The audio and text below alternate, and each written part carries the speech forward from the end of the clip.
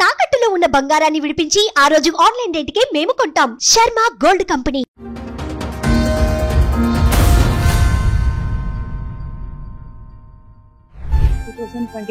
లో ఒక కేసు అయింది మా false case. This the one and only one false case. ఎందుకని మీరు ఒక ఇండిపెండెంట్ ఉమెన్ గా సిటీలోకి వచ్చి ఓ బిజినెస్ స్టార్ట్ చేసిన మీరు ఒక వ్యక్తిని వెంటనే అంత షార్ట్ టైం లో ఎలా నమ్మారు? ఫీలింగ్ అలా నచ్చింది. మా హస్బెండ్ ఏం చేశారో అయితే నాకు తెలియదు. సో యాజ్ ఏ వైఫ్ గా నన్ను అయితే ఏ లోటు లేకుండా చూసుకున్నాను. నేను హౌస్ వైఫ్ అంతే. మీ బిజినెస్ ఏం చేశారు? అది పోయిందా? ఉన్నంతలో ఇల్లు మిమ్మల్ని బాగా చూసుకునేవాడు, ప్రాపర్టీస్ కూడా ఎక్కువ కొంటూ ఉండేవాడు. మీరు ఎప్పుడు అడగలేదా ఎట్లా ఎంత డబ్బు ఎక్కడి నుంచి వస్తుంది? ఇప్పుడు మీరు బిజినెస్ చేశారు, మీకు ఐడియా ఉంటుంది. ₹1 కష్టపడి సంపాదించాలంటే చాలా టైం పడుతుంది. ఇన్ని ప్రాపర్టీలు ఇంత షార్ట్ టైంలో 5 years లో కొనే అంత వస్తాయని ఏ బిజినెస్ చేస్తే వస్తాయి అనుకున్నారు?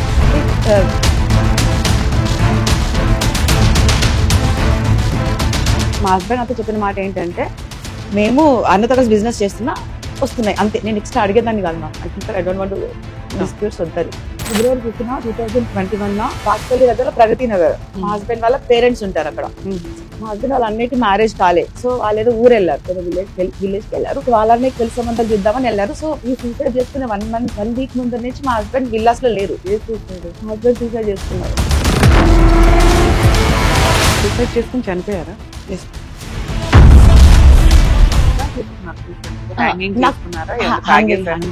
అది మేమున్న విల్లాస్ లో చేసుకోలేదు. ఇంకా నా మీద ఆ నిందలు రాలేదు. వాళ్ళ పేరెంట్స్ ఇంట్లోకి వెళ్ళాడు కదా, అక్కడ చేసుకో. వాళ్ళ బ్రదర్స్ కూడా ఉన్నారు కదా, కజిన్ బ్రదర్స్, ఎవరు వాళ్ళు కూడా బయటకు వచ్చి ఆ రోజు మేము ఇద్దరం టెంపుల్కి వెళ్దామని ఆ రోజు ఈవినింగ్ వస్తే పోలీస్ వాళ్ళు ఏదో ప్రైవేట్ కార్ వేసుకొని ఇండిస్ 1 సిటీకి వచ్చారు. మా గేట్ బయటకు వచ్చారు. గేట్ బయటకు వచ్చి ఇలాంటి పర్స్ ఒకటి ఉంటే ఇంక 4 ఉంటే ఎంతో 6 lakhs ఎంతో క్యాష్ ఉంది పర్స్ లో ఉంటే. అది ప్రైవేట్ కార్. ఆ ప్రైవేట్ కార్ కూడా నేను నాకు అసలు ఏం ఎవరు మీరు అని అంటే, మా పనమ్మ నేను కూడా వస్తాను అన్నట్టు, అమ్మతో పాటు నేను కూడా వస్తానంటే రానివ్వలేదు. సో కార్ తీసుకొని వెళ్ళిపోతున్నారు. నేనేమనుకున్నానంటే మా హస్బెండ్ సూసైడ్ గురించి ఎంక్వైరీ చేయడానికి. ఇన్సిడెంట్ ఆ టైం అదే కదా. సో మీకు ఎవరు కంప్లైంట్ చేస్తారు? విజయవాడ పేరెంట్స్ సంథింగ్ అన్నారు. సో సూసైడ్ గురించి అడుగుతారు కదా, దాంట్లో ఏముంది, ఏం జరిగింది, నాకు ఏం ప్రూఫ్ తెలుసు, అదే చెప్దామని నేను అనుకున్నాను. మీరు అతను క్రిమేషన్ కానీ దేనికి వెళ్ళలేదు? ఊర్లో చేశారు మా, నేను వెళ్ళలేదు. నన్ను గాంధీ హాస్పిటల్ విజయవాడ పేరెంట్స్ నన్ను కోపం చేయడానికి వచ్చారు యాక్చువల్లీ, అందుకని నేను వెళ్ళలేకపోయాను.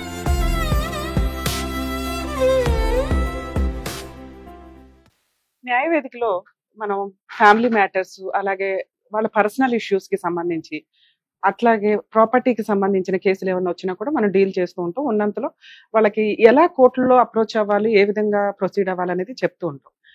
ఇక్కడ చాలా సందర్భాల్లో మనం టీవీ షోల దాకా వచ్చినప్పుడు, ప్రోగ్రామ్ నడిపిస్తున్నప్పుడు క్రిమినల్ కేసుల విషయాల్లో ఎపిసోడ్స్ తీసుకోవడం అనేది జరగదు. కానీ ఒక బాధితురాలు క్రిమినల్ కేసు కోర్టులో రన్నింగ్ లో ఉండగా తన వర్షను ఎక్కడా కూడా అప్రోచ్ అవ్వలేదు, వినలేదండి, నేను ఎంత విక్టిమ్ని అనేది నన్ను ఒక అక్యూజ్డ్ కిందే చూపిస్తూ వచ్చారు. నాకు న్యాయం జరిగిద్దా లేదా పక్కన పెడితే కనీసం నా ఆత్మఘోష ప్రజలు వింటారన్న ఒక ఉద్దేశంతో న్యాయవేదికను అప్రోచ్ చేయాలని చెప్పి వచ్చారు. ఆవిడ బాధ ఏంటో మనం ఒకసారి విందాం. మేడం నమస్తే అండి. మేడం చెప్పండి, అసలు ఏంటి మీ ప్రాబ్లం? ఎన్ని ఇయర్స్ నుంచి క్రిమినల్ కేసులు నడుస్తున్నాయి? ఏం కేసులు అవి? 2021 లో ఒక కేసు అయింది మా false case. This the one and only one false case actually. Okay. So మేము ప్రీవియస్లీ అక్కడ బాజ్పల్లి విల్లాస్ లో ఉన్నప్పుడు మా నేబర్ ఉండే. So we are family friends. మా హస్బెండ్ కే తన వాళ్ళ ఫ్యామిలీ ఫ్రెండ్స్. మా హస్బెండ్ ఫస్ట్ తన నేబర్ కి ఫ్రెండ్ అయ్యాం. మీకు మ్యారేజ్ ఎప్పుడు అయింది? హైదరాబాద్ ఎప్పుడు వచ్చారు? లాంగ్ బ్యాక్ వచ్చామా. మ్యారేజ్ వచ్చేసి 2016 లో మా. 2016 లో మీకు మ్యారేజ్ అయింది. అసలు మీరు ప్రాపర్ ఎక్కడండి? తిరుపతి. తిరుపతి. హైదరాబాద్ మ్యారేజ్ వల్ల వచ్చారు? లవ్ మ్యారేజ్ మా. Love marriage. ఓకే. అతను ఎలా ఇక్కడికి వచ్చిన తర్వాత నాకు సూపర్ మార్కెట్ ఉండేది, అక్కడ ఇంట్రొడక్షన్ అన్నమాట. అంటే మీరు ఓన్ గా సూపర్ మార్కెట్ పెట్టారా? సూపర్. అప్పుడు తను ఇంట్రొడ్యూస్ అయ్యారు నాకు. ఓకే. అంటే ఒక ఎంప్లాయీ గా వచ్చాడా లేకపోతే అట్లా? తను సాఫ్ట్వేర్ సంథింగ్ ఉండే. తర్వాత నా బిజినెస్ చూసుకోవడానికి తను హెల్ప్ చేస్తే తను వదిలేసాడు అనమాట జాబ్. ఓకే. తర్వాత ఈ came in to relation and we married. అంటే మ్యారేజ్ కి ముందు ఎన్ని ఇయర్స్ మీ రిలేషన్ అండి? అసలు ఇయర్స్ లేదు మ్యామ్. వెంటనే. ఎందుకని మీరు ఒక ఇండిపెండెంట్ ఉమెన్ గా సిటీలోకి వచ్చి ఓ బిజినెస్ స్టార్ట్ చేసిన మీరు ఒక వ్యక్తిని వెంటనే అంత షార్ట్ టైం లో ఎలా నమ్మారు? అంటే కేరింగ్ అలా నచ్చింది నాకు. ఇంట్లో ఒప్పించి పెళ్లి చేసుకున్నారా? No, no, మీరే no. ఏం లేదు. మీరే చేసేసుకున్నారు. ఓకే, నెక్స్ట్ ఏంటి? అంటే మీకు పిల్లలు గానీ ఏమైనా ఉన్నారా? లేదు. మీ హస్బెండ్ మీరు కలిసి ఉన్నారా? బాచుపల్లి విల్లాస్ లో ఉన్నప్పుడు మేము ఫ్యామిలీ పెట్టున్నాం మ్యామ్. ఫ్యామిలీ పెట్టుంటే మా నైబర్ మాకు నైబర్. Hmm. సో మా husband so they both are friends అన్నమాట. ఫస్ట్ నైబర్స్, తర్వాత వాళ్ళు ఫ్రెండ్స్ అయ్యారు. Hmm. తర్వాత అందరం కలిసి బికేమ్ ఫ్యామిలీ ఫ్రెండ్స్ అన్నమాట. ఫుల్ గా ఫ్యామిలీ పార్టీస్, ఫ్యామిలీ డిన్నర్స్, ఇంకా అంతా ఎంజాయ్మెంట్. బర్త్డేస్ వస్తే ఇంకా కరోనా లాక్డౌన్ టైంలో ఫుల్ అంత ఎంటర్టైన్మెంట్ ఉండేది. తర్వాత ఫైనల్ డే మా హస్బెండ్ అతనితో కలిసి అతను బిజినెస్ చేస్తారు మా. Hmm. తిను కూడా తనతో బిజినెస్ లో జాయిన్ అయ్యారు. సో జాయిన్ అయ్యారో మరి ఎందువల్ల ఏంటో నాకైతే తెలియదు. సో వాళ్ళిద్దరు ఫుల్ జిగిరి దోస్తులు. ఎంత ఘోరంగా అంటే అంత ఫుల్, ఎప్పుడు వాళ్ళిద్దరే ఉంటారు 24 hours మాట్లాడుకుంటారు. 2016 నుంచి ఎప్పటిదాకా? 2021 వరకు 21 వరకు. మా హస్బెండ్ వాళ్ళతో జాయిన్ అయిన తర్వాత మేము ఫైనాన్షియల్ కొంచెం ఇంప్రూవ్ అయిపోయాం. Okay. ఉమ్. ఎట్లా? మా హస్బెండ్ ఏం చేశారో అయితే నాకు తెలియదు. ఉమ్. సో యాజ్ ఏ వైఫ్ గా నన్ను అయితే ఏ లోటు లేకుండా చూసుకున్నాను. నేను హౌస్ వైఫ్ అంతే. మీ బిజినెస్ ఏం చేశారు? అది పోయిందా? ఓకే. ఈయన పరిచయం అయిన తర్వాత బిజినెస్ కొలాప్స్ అయ్యింది.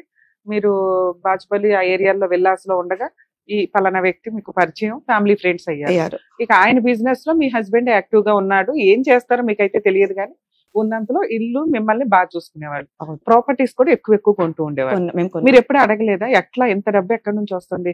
ఇప్పుడు మీరు బిజినెస్ Yeah. చేశారు, మీకు ఐడియా ఉంటుంది. ₹1 కష్టపడి సంపాదించాలంటే చాలా టైం పడుతుంది. ఈ లోపు అది సక్సెస్ అయితేనే, సక్సెస్ అవుతుంటే మళ్ళీ ఇన్వెస్ట్మెంట్ కింద సరిపోతుంటది. ఎందుకంటే కొంచెం పెద్దది చేసుకోవాలి కాబట్టి. ఇన్ని ప్రాపర్టీలు ఎంత షార్ట్ టైమ్ లో 5 years లో కొనే అంత వస్తాయని ఏ బిజినెస్ చేస్తే వస్తాయి అనుకున్నారు? అంటే వచ్చేసి పెద్ద బిజినెస్ మామ్. నేను కూడా చూసాను, ఆయన ఫ్యాక్టరీకి వెళ్ళి నేను కూడా చూసాను. సో తనేమి అమ్మాయిలతో తిరగడం నేను చూడలేదు. Okay. అన్నతో కలిసి బిజినెస్ చేస్తున్నారా, అన్నతోనే ఇప్పుడు తిరిగేవాడు. ఎప్పుడు నేను అన్న వాళ్ళతో కూడా వేరే ఆఫీసులు కూడా వెళ్ళాను. జూబ్లీస్ లో సంథింగ్ ఏదో real estate office, construction business office నేను కూడా వెళ్ళాను చూడ్డానికి. సో అన్నతోనే కలిసి బిజినెస్ చేస్తున్నాడు. సో ఏమి చేయకుండా ఎందుకు ఇస్తారు అన్నది నా క్వశ్చన్. ఏదో ఒకటి చేయించుకునే కదా ఇస్తారు. ఇప్పుడు నా మెయిడ్ ఉంది మ్యామ్, నేను 10,000 శాలరీ ఇచ్చాను, మళ్ళీ ఎక్స్ట్రా కూడా ఇస్తూ ఉంటాను. ఎగ్జాంపుల్, పని బాగా చేస్తుంది కాబట్టి ఇస్తాను అది అంటున్నారు. gratitude. అలాగే మా హస్బెండ్ కూడా ఏదైనా చేస్తున్నారేమో ఆయన దగ్గర అని మీ లేకపోతే ఉద్దేశం. ఎందుకు ఇస్తారు? మా హస్బెండ్ నాతో చెప్పిన మాట ఏంటంటే, మేము అన్నతో కలిసి బిజినెస్ చేస్తున్నా వస్తున్నాయి అంతే. నేను ఎక్స్ట్రా అడిగేదాన్ని కాదు ma'am. I don't want disputes వద్దని, రిలేషన్ గుడ్ గా పెట్టుకోవాలనుకున్నా. సో నాకైతే ఏ లోటు ఉండదు, అలా ఉండేది.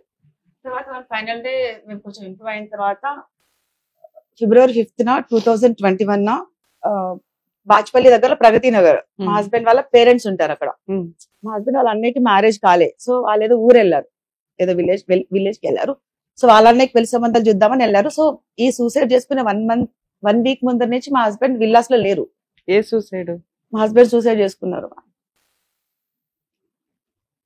సూసైడ్ చేసుకుని చనిపోయారా? Yes, ma'am. ఎలా చేసుకున్నారండి సూసైడ్? అదే చెప్తున్నా. సో 1 week ముందర ఎప్పుడు ఏ ఇయర్ లో జరిగింది? 2021 February 5th జరిగింది మ్యామ్. డెత్ సర్టిఫికేట్ తెచ్చాను మ్యామ్. అయితే ప్రగతి నగర్ లో వాళ్ళ పేరెంట్స్ ఉంటే, సో నేను బాచుపల్లి విల్లాస్ లో మేము ఇద్దరం ఫ్యామిలీ మ్యామ్. నేను మా హస్బెండ్ ఫ్యామిలీ, మెయిడ్స్ కానీ ఎవరైనా కానీ, సో మా హస్బెండ్ వాళ్ళ పిన్ని వాళ్ళ కొడుకులు కానీ అది మాత్రం ఫ్యామిలీ ఉండేవాళ్ళు. సో తర్వాత ఏమైందంటే ప్రగతి నగర్ సూసైడ్ చేసుకున్న 1 week నుంచి మా హస్బెండ్ విల్లాస్ కి రావట్లే. సో నేను డేలో వర్క్స్ ఉంటే చూసుకొని నేను కూడా ప్రగతి నగర్ వాళ్ళ ఇంటికి వెళ్ళేదాన్ని. కానీ విజయ్ వాళ్ళ పేరెంట్స్ లేరు అక్కడ. నేను వాళ్ళ డే టైమ్ లో వర్క్ చూసుకొని వాళ్ళు ఈవినింగ్ వెళ్ళేదాన్ని. సో మేము బాగానే ఉన్నాం. And final day February 5th 2021 ఆ రోజు కూడా బాగుండే. నాకు హెడేక్ వస్తే మసాజ్ చేసి నా కాలు నొక్కిండు, తన కాలు వస్తే నేను నొక్కింది. తన కార్ డ్రైవింగ్ ఎక్కువ చేస్తారు కాబట్టి కాలు వచ్చి నాకు కూడా రైట్ లెగ్, తనకి లెఫ్ట్ లెగ్. సో బాగున్నాం. తర్వాత ఎందుకు నువ్వు వెళ్ళిపో అన్నాడు మా హస్బెండ్. వాళ్ళ తమ్ముళ్ళు ఉన్నారు ma'am. Actually Pragathi Nagar house లో వాళ్ళ తమ్ముళ్ళు ఉన్నారు, వాళ్ళ పిన్ని కొడుకులు. సో నేను ఎంతో వద్దు, నేను విల్లాకి వెళ్ళిపో అన్నారు. ఎందుకో ఏంటో నాకు అర్థం కాదు. సరే ఇంకా గట్టిగా చెప్పేసరికి వెళ్ళిపోయా. ఇంకా కార్ డ్రైవింగ్ చేసుకుని వెళ్ళిపోయాను. విల్లాస్కి వెళ్ళిపోయి ఇంకా నేను ఇప్పుడు Yadagirigutta regular ma'am. Actually full అక్కడ అందరికీ నోటెడ్ చెప్పాలంటే. ఆ రోజు ఏం చేస్తే ఒక అబ్బాయి ఉంటే, మా ఇంట్లో తోడున్న అబ్బాయి ఉంటే తీసుకొని వెళ్ళి కార్ తీసుకొని వెళ్ళి గుట్టకెళ్ళి. యాక్చువల్లీ దేవుని దగ్గరికి వెళ్తే నాకు ఆ ప్రాబ్లం సాల్వ్ అయిపోతుంది, ఇమీడియట్ గా అయిపోతుంది, స్పాట్ లో అయిపోతుంది జనరల్ గా అయితే. సూపర్, మీకు నమ్మకం యాదగిరిగుట్ట వెళ్ళి అడుగు పెట్టిన వెంటనే అయిపోతుంది. సో అలానే తను ఎందుకో డల్గా ఉన్నారు కదా, దేవుని దగ్గరికి వెళ్తే సాల్వ్ అయిపోద్దని నేను ఒకసారి సెల్ఫ్ డ్రైవ్ చేసుకుంటే ఈవినింగ్ వెళ్ళాను. వెళ్తే ఇంకా మీకు చెప్పలేదా ఎందుకు డల్ గా ఉన్నారని? ఇప్పుడు ఒక సూసైడ్ చెప్పడం. అనేది సడన్ గా జరగదు. ఆ ముందు ఒక 1 month అన్నా వాళ్ళ యొక్క బిహేవియర్ లో వేరియేషన్స్ కనిపిస్తూ 1 ఉంటాయి week కదా, నుంచి మీరు అది కానీ గెస్ చేయలేకపోయారా? మా హస్బెండ్ చాలా స్ట్రాంగ్ మ్యామ్. నేను బాధపడితే అస్సలు నాకు చెప్పండి మ్యామ్. ఎందుకంటే నేను ఏడవడం ఇష్టం ఉండదు. నేను అవసరమైతే కోపం చేసినా ఇష్టపడతాడేమో కానీ నా కళ్ళు నీళ్ళు వస్తే మాత్రం రానియడు. నాకు అసలు ఏమి చెప్పండి మ్యామ్, అంత ఇష్టం మామూలుగా చెప్పాలి అంటే. తర్వాత ఆ రోజు నేను దేవుని దగ్గరికి వెళ్ళాను. ఇంకా యాక్చువల్లీ అంతసేపు 3 hours మాట్లాడలేదు. ఇంకా గుళ్ళని ముచ్చట్లు వేసుకుంటే దేవుడి గుళ్ళు అలా ఉండిపోయాయి. అందరితో ముచ్చట్లు వేసుకుంటే పంతులు గారు అందరూ తెలుసు కదా, A to Z మొత్తం తెలుసు నాకు అక్కడ. సో అలా ముచ్చట్లు వేసుకుని ఇంతసేపు అయినా నాకు గుడిలో టెంపుల్లో ఉన్న సార్ అతనితో నేను మాట్లాడాలి. జనరల్ గా అయితే అసలు టెంపుల్లో మాట్లాడకూడదు కదా ఫోన్ లో. సో అతనితో మాట్లాడాలి. టెంపుల్లో ఉన్న అసలు లిఫ్ట్ చేయాలి. యాక్చువల్లీ అసలు 3 hours అయినా ఫోన్ లిఫ్ట్ కాల్ చేయట్లేదు. సో ఇంకా 10 గుడి క్లోజ్ చేసేంత 10 కి క్లోజ్ చేస్తారు కదా నైట్ అదిగుట్టలో. అప్పుడు ఫైనల్ గా ప్రసాదం పెడతారు. ప్రసాదం తీసుకొని నేను ఇంకా కార్ స్టార్ట్ చేసి ఫోన్ చేశాను. ఫోన్ చేస్తే ఫోన్ లిఫ్ట్ చేయట్లేదు. అప్పుడు నాకు టెన్షన్ అయింది, ఎందుకో లిఫ్ట్ కాల్ చేయట్లేదు ఏంటి అనేసి. ఫోన్ చేస్తే ఇంకా మళ్ళీ వాళ్ళ తమ్ముళ్ళు చెప్పారు అన్న ఇలా చేసుకున్నారంటే ఇంకా నేను అక్కడ ఇంకా కార్ ఇట్లా స్టార్ట్ చేసి ఇట్లా ఆపేసాను అంతే. ఇట్లా స్టార్ట్ చేయడం ఆపేసి ఇంకా మళ్ళీ దేవుడు డోర్ దగ్గరికి వెళ్ళి ఇంకా పడిపోయాను మ్యామ్. అక్కడ కింద పడిపోయాను. తర్వాత అది జరిగింది సూసైడ్. సో మేము ఇంకా ఎలా చేసుకున్నారు సూసైడ్? అంటే హ్యాంగింగ్ నాకు- చేసుకున్నారా? hanging ma'am. అది మేమున్న విల్లాస్ లో చేసుకోలేదు. ఇంకా నా మీద ఆ నిందలు రాలేదు. వాళ్ళ పేరెంట్స్ ఇంట్లోకి వెళ్ళాడు కదా, అక్కడ వాళ్ళ చేసుకోవాలి. బ్రదర్స్ కూడా ఉన్నారు కదా, కజిన్ బ్రదర్స్, ఎవరు ఏం వాళ్ళు కూడా బయట చూడలేదా? పంపించారు. ఇంకా వాళ్ళు ఉన్నారు అనుకుని ధైర్యంగా ఉన్నా. ఉమ్. ఒక కరెక్ట్ ఎగ్జాక్ట్ 11 days కి ఇంకా గాంధీ హాస్పిటల్ ఇంకా చిన్న చిన్నవి చాలా జరిగాయి. ఇక్కడ విజయ్ వాళ్ళ పేరెంట్స్ వచ్చారు కదా, నన్ను అయితే గాంధీ హాస్పిటల్ చూపించని కూడా చూపించక సతాయించారు. ఎందుకంటే నా వల్ల ఏమో జరిగింది, వాళ్ళ మిస్అండర్స్టాండింగ్ వల్ల. మీ అత్త మామ వాళ్ళు. ఓకే. వాళ్ళని నేను ఎప్పుడు చూడలేదు మా ఈ పోలీస్ స్టేషన్ లో చూసిన తప్పనిచ్చి అత్త మామలు వాళ్ళని ఎప్పుడు ముందు ఆ 6 years లో మీరు ఎప్పుడు అత్త మామల ఇంటికి వెళ్ళలేదా? అసలు మీకు నిజంగా మ్యారేజ్ అయిందా? లీగలీ కాదు మ్యామ్. మేము మ్యారేజ్ చేసుకున్నాం. లీగలీ చేసుకోలేదు, అరేంజ్ లాగా అలా చేసుకోలేదు. అరేంజ్డ్ మ్యారేజ్ కాదు, ఓకే. ఒక మ్యారేజ్ అంటే ఏంటండి? ఒకటి ఆర్య సమాజంలో ఎక్కడైనా అలా చేసుకుంటారు చేసుకోలేదు. లవర్స్, అలా లేదా చేసుకోలేదు. రిజిస్టర్ ఆఫీస్ లో చేసుకుంటారు, లేదా కొంతమంది ఫ్రెండ్స్ వెళ్ళి గుళ్ళో అన్న పెళ్లి చేసుకుంటారు. అలా అలా చేసుకుంటేనే మ్యారేజ్, లేదా మీది సహజీవనం కిందకి వస్తుంది కదా. లేదు మ్యామ్, దానికి సంబంధించి వేరే డాక్యుమెంట్స్ కొన్ని ఉన్నాయి. I will show you. Okay. Bank passbooks లో అంతా తన వైఫ్ గా పెట్టినవి ఇంకా కొన్ని వేరే డాక్యుమెంట్స్ ఉన్నాయి. ఇప్పుడు మీరిద్దరు వైఫ్ అండ్ హస్బెండ్ డైవర్స్ తీసుకోవాలి, లేకపోతే అతని మీద ఏదైనా కేసులు వేయాలి అంటే మీ ఇద్దరు కలిసి ఉన్న మ్యారేజ్ ఫోటోస్ ఉండాలిగా. అవేమీ లేవు. మ్యారేజ్ ఫోటోస్ లేవు కానీ ఇంకా మిగతా థౌసండ్స్ తిరిగిన ఆఫ్ photos. ఫోటోస్ ఉన్నాయి. ఓకే. థౌసండ్స్ ఆఫ్ ఫోటోస్ ఉన్నాయి. Hmm. యాక్చువల్లీ అది నా మిస్టేకే. తను ఎన్నోసార్లు ఆర్య సమాజ్ లో బుక్ చేస్తే కూడా నేను దానికి వేరే రీజన్ ఉంది. సో నేనే హోల్డ్ పెట్టాను. సో ఇంకా ఉంది కదా, తను ఇంత చిన్న ఏజ్ లో ఇలా చేసుకుంటారని నేను అనుకోలేదు కదా. అంటే అందుకనే మీరు ఈ 5 years 6 years లో ప్రెగ్నెన్సీ గానీ పిల్లలు గానీ కనలేదా? అంటే ప్రాపర్ గా పెళ్లి చేసుకున్నాక కందామని ఈ లోపు అత్తమ్మ వాళ్ళ ఇంటికి వెళ్ళొచ్చు కదా. ఎందుకంటే మీరు 5-6 years నుంచి సహజీవనంలో ఉన్నప్పుడు కనీసం స్లోగా వాళ్ళైతే మీరు మోటివేట్ చేసుకోవాలి కదా, ఒప్పించుకునేలాగా అట్లా. అది నేనేం తను చూసుకునే వాళ్ళం. Okay. మేము తను వాళ్ళ ఇంట్లో కూడా తెలియకుండా ఇట్లా సెపరేట్ గా ఫ్యామిలీ ఉంటాం బాజ్పల్లి విల్లాస్ లో.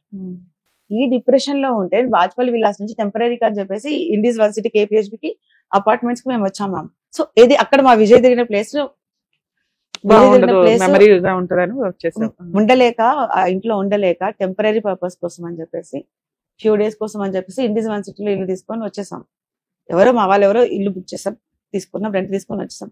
అక్కడికి వెళ్ళిన జస్ట్ సెకండ్ డే థర్డ్ అప్పుడు నేను ఇది ఇంకా ఇదేంటి ఈ డిప్రెషన్ నుంచి బయటికి రాలే మ్యామ్. తను నా కళ్ళతో చూసినా కూడా నేను జరగలేదనే ఇదిలోనే ఉన్నా.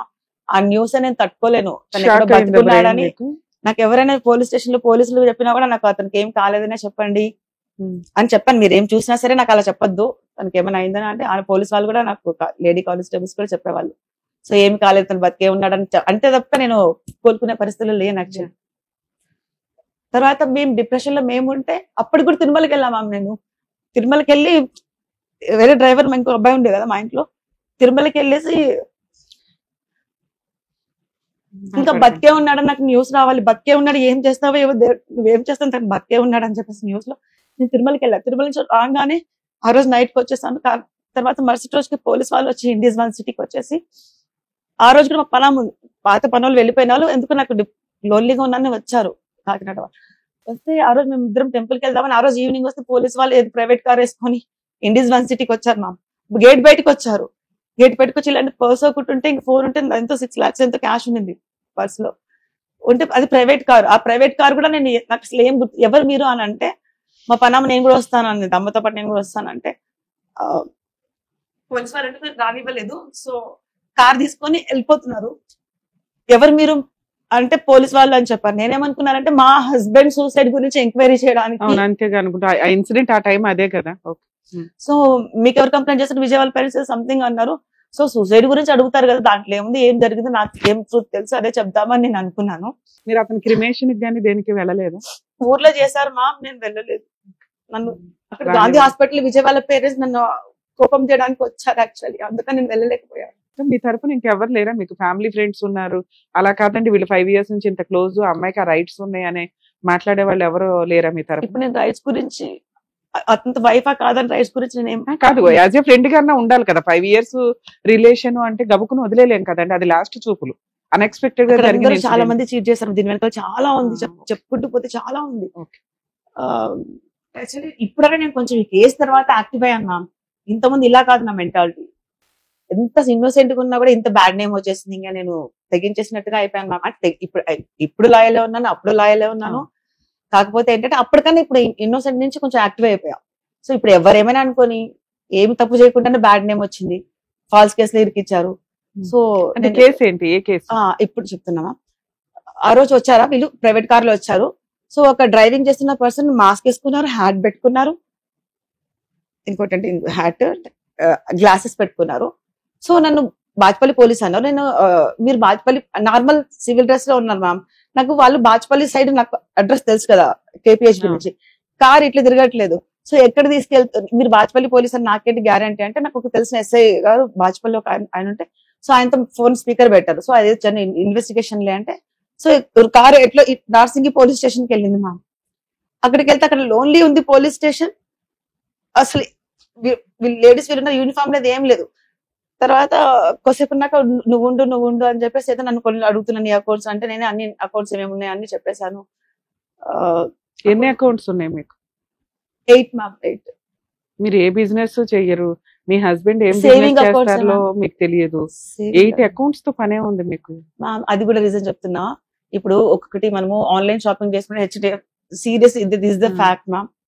కార్డ్స్ ఉంటాయి, అకౌంట్స్ ఉండవు కదా. కార్డులు ఉంటాయి, ఎన్ని రకాల కార్డ్స్ అన్నా ఉంటాయి. క్రెడిట్ కార్డ్, బ్యాంక్ ఉంటే అకౌంట్ ఉంటేనే కదా మ్యామ్ కార్డ్స్ వస్తాయి, ఏటీఎం కార్డ్స్. ఇక్కడ నేను మీడియాలో చిన్నది కూడా చెప్పాను మ్యామ్, నాకు తప్పున్నా కూడా you can punish me. Madam మీరు ఇక్కడికి వచ్చింది నిజం మాట్లాడడానికి, మీ బాధ ఏంటి అని చెప్పడానికి. ఇక్కడ మిమ్మల్ని మేము జడ్జి చేయట్లా, ఎందుకంటే కోర్టులో ఉంది కేసు. మీరు మంచిగా చేయడానికి నేను ఇక్కడేం మాట్లాడలేదు. మీకు ఎంత వరకు మేము హెల్ప్ చేయగలం, లీగల్ గా ఏం చేస్తే ఎట్లా బెటర్ అనేది చెప్పగలుగుతాం తప్ప. సో అట్లాగే మీ వాయిస్ జనాలకు తెలియాలని మీరు అనుకున్నారు. ఒకప్పుడు మీడియా అంతా నన్ను ఎక్యూజ్డ్ అని చెప్పి చాలా దారుణంగా చూపించిందండి. కనీసం రియాలిటీ ఆ టైంలో నన్ను ఎవరు అడగలేదు. కనీసం ఇప్పుడు నా వాయిస్ నేను రేస్ చేసుకుని చెప్పాలని అనుకుంటున్నానని మీరు ఇక్కడికి వచ్చారు. మీ వాయిస్ మా ప్రేక్షకులకి వినిపించాలనే తప్ప ఇక్కడ మిమ్మల్ని డిగ్రేడ్ చేయాలనో, నువ్వు క్రిమినల్, నువ్వు ఎట్లా అని మేమేం అనట్లా. ఓకే, మీరు ఫ్రీగానే మాట్లాడచ్చు, చెప్పండి. సో నేనేంటంటే, సో ఇమ్మెచ్యూర్డ్ ఏమైనా అనుకోవచ్చు. సో నేను ఒక దాంట్లో ఫ్లైట్ బుకింగ్ లో ఒక ఐసిఐసిఐ ఆఫర్ అంటది, ఆన్లైన్ షాపింగ్ లో ఏం మాల్ సంథింగ్ ఇంకో కార్డు మీద ఆఫర్ అంటారు. అట్లా ఆ రకంగా అకౌంట్స్ అట్లా పెట్టుకున్నా. అది తప్పక ఇంకా వేరే అది సేవింగ్ అకౌంట్. ప్రాపర్టీస్ ఎన్ని ఉన్నాయి మీకు? ప్రాపర్టీస్ ఏం లేవు. మా హస్బెండ్ అదే రెంటల్ బిజినెస్ కొనాలని చెప్పేసి BMW కార్స్ కొన్నారు. ఎన్ని? అసలు మీకు ఎన్ని రకాల కార్స్ ఉన్నాయి? అసలు నాకు ముందు నుంచి Ford EcoSport ఉండే మ్యామ్, తర్వాత Endeavour, ఒక BMW నా పేరు మీద ఉంది. ఈ 3 కార్స్ నా పేరు మీద ఉన్నాయి. ఇంకా ఒక రెండు కార్స్ తన పేరు మీద ఉన్నాయి, అంతే. ఎందుకు అన్ని కార్లు ఎందుకు? ఉన్నది నువ్వు ఒక్కదాని, మీ హస్బెండ్ కి ఒక కారు, మీకు ఒక కారు సరిపోద్ది. ఏమమ్మా, అది కారు ఇంట్రెస్ట్ తనది ఎక్కువ. మోస్ట్లీ తనకు రెంటల్ బిజినెస్ అని చెప్పారు. యాక్చువల్లీ రెంటల్ ఇస్తే కొంచెం బిజినెస్ పరంగా ఉంటుందని. 5 కార్లు పెట్టుకునే అంత ప్లేస్ ఉందా పార్కింగ్? అక్కడ విల్లాస్ట్ కొంచెం ఉండేదా? మీరు రెగ్యులర్ గా ఏ కార్ వేసుకొని తిరిగేవాళ్ళు? నేను ఒకటి X7 Endeavour మ్యామ్. అకౌంట్స్ లో ఎంత బ్యాలెన్స్ ఉండేది? 24 lakhs ఉంది మ్యామ్. 8 అకౌంట్స్ లో కలిపి 8 అకౌంట్స్ లో 24 lakhs. ప్రాపర్టీస్ ఏమున్నాయి? ప్రాపర్టీస్ ఈ కారు, ఒక ఇల్లు, గోల్డ్ కూడా పోలీస్ వాళ్ళు తీసుకున్నారు. గోల్డ్ అప్పుడు 40 lakhs మ్యామ్. అంటే 5 కార్లు ఉన్నాక 40 lakhs గోల్డ్ కామన్. ఒక ఇల్లు అంతే. ఒక హౌస్ వాల్యూ ఎంత ఉంటుంది? అప్పట్లో 85 lakhs. అంతేనా మీ ప్రాపర్టీస్ అన్ని? అంతే మ్యామ్. వీటిని సీజ్ చేశారా కోర్టు వాళ్ళు? అంతే పోలీసులు. ఇవన్నీ కలిపి ఎంత వర్త్ ఉంటాయి అనుకుంటున్నారు? అది మేము కొన్నది 85 lakhs. BMW కార్ వచ్చి నా పేరు మీద ఉన్నది 1.13 lakhs.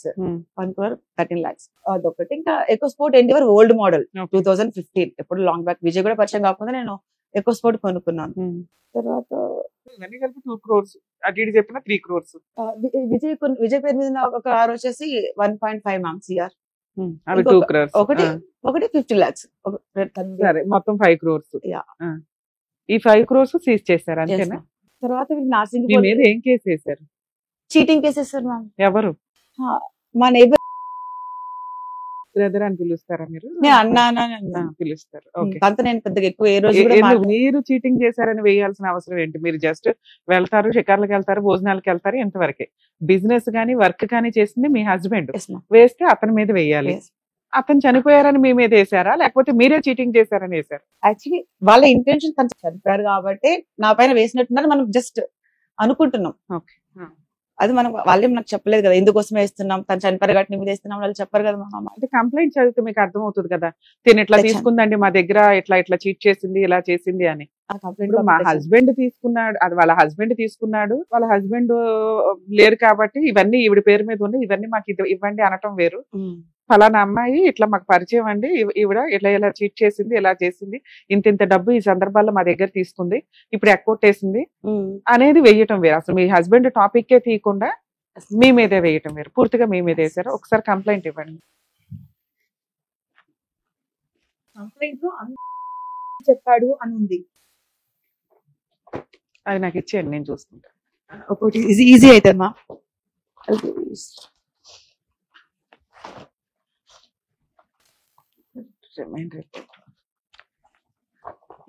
పిటిషన్ వేశారు.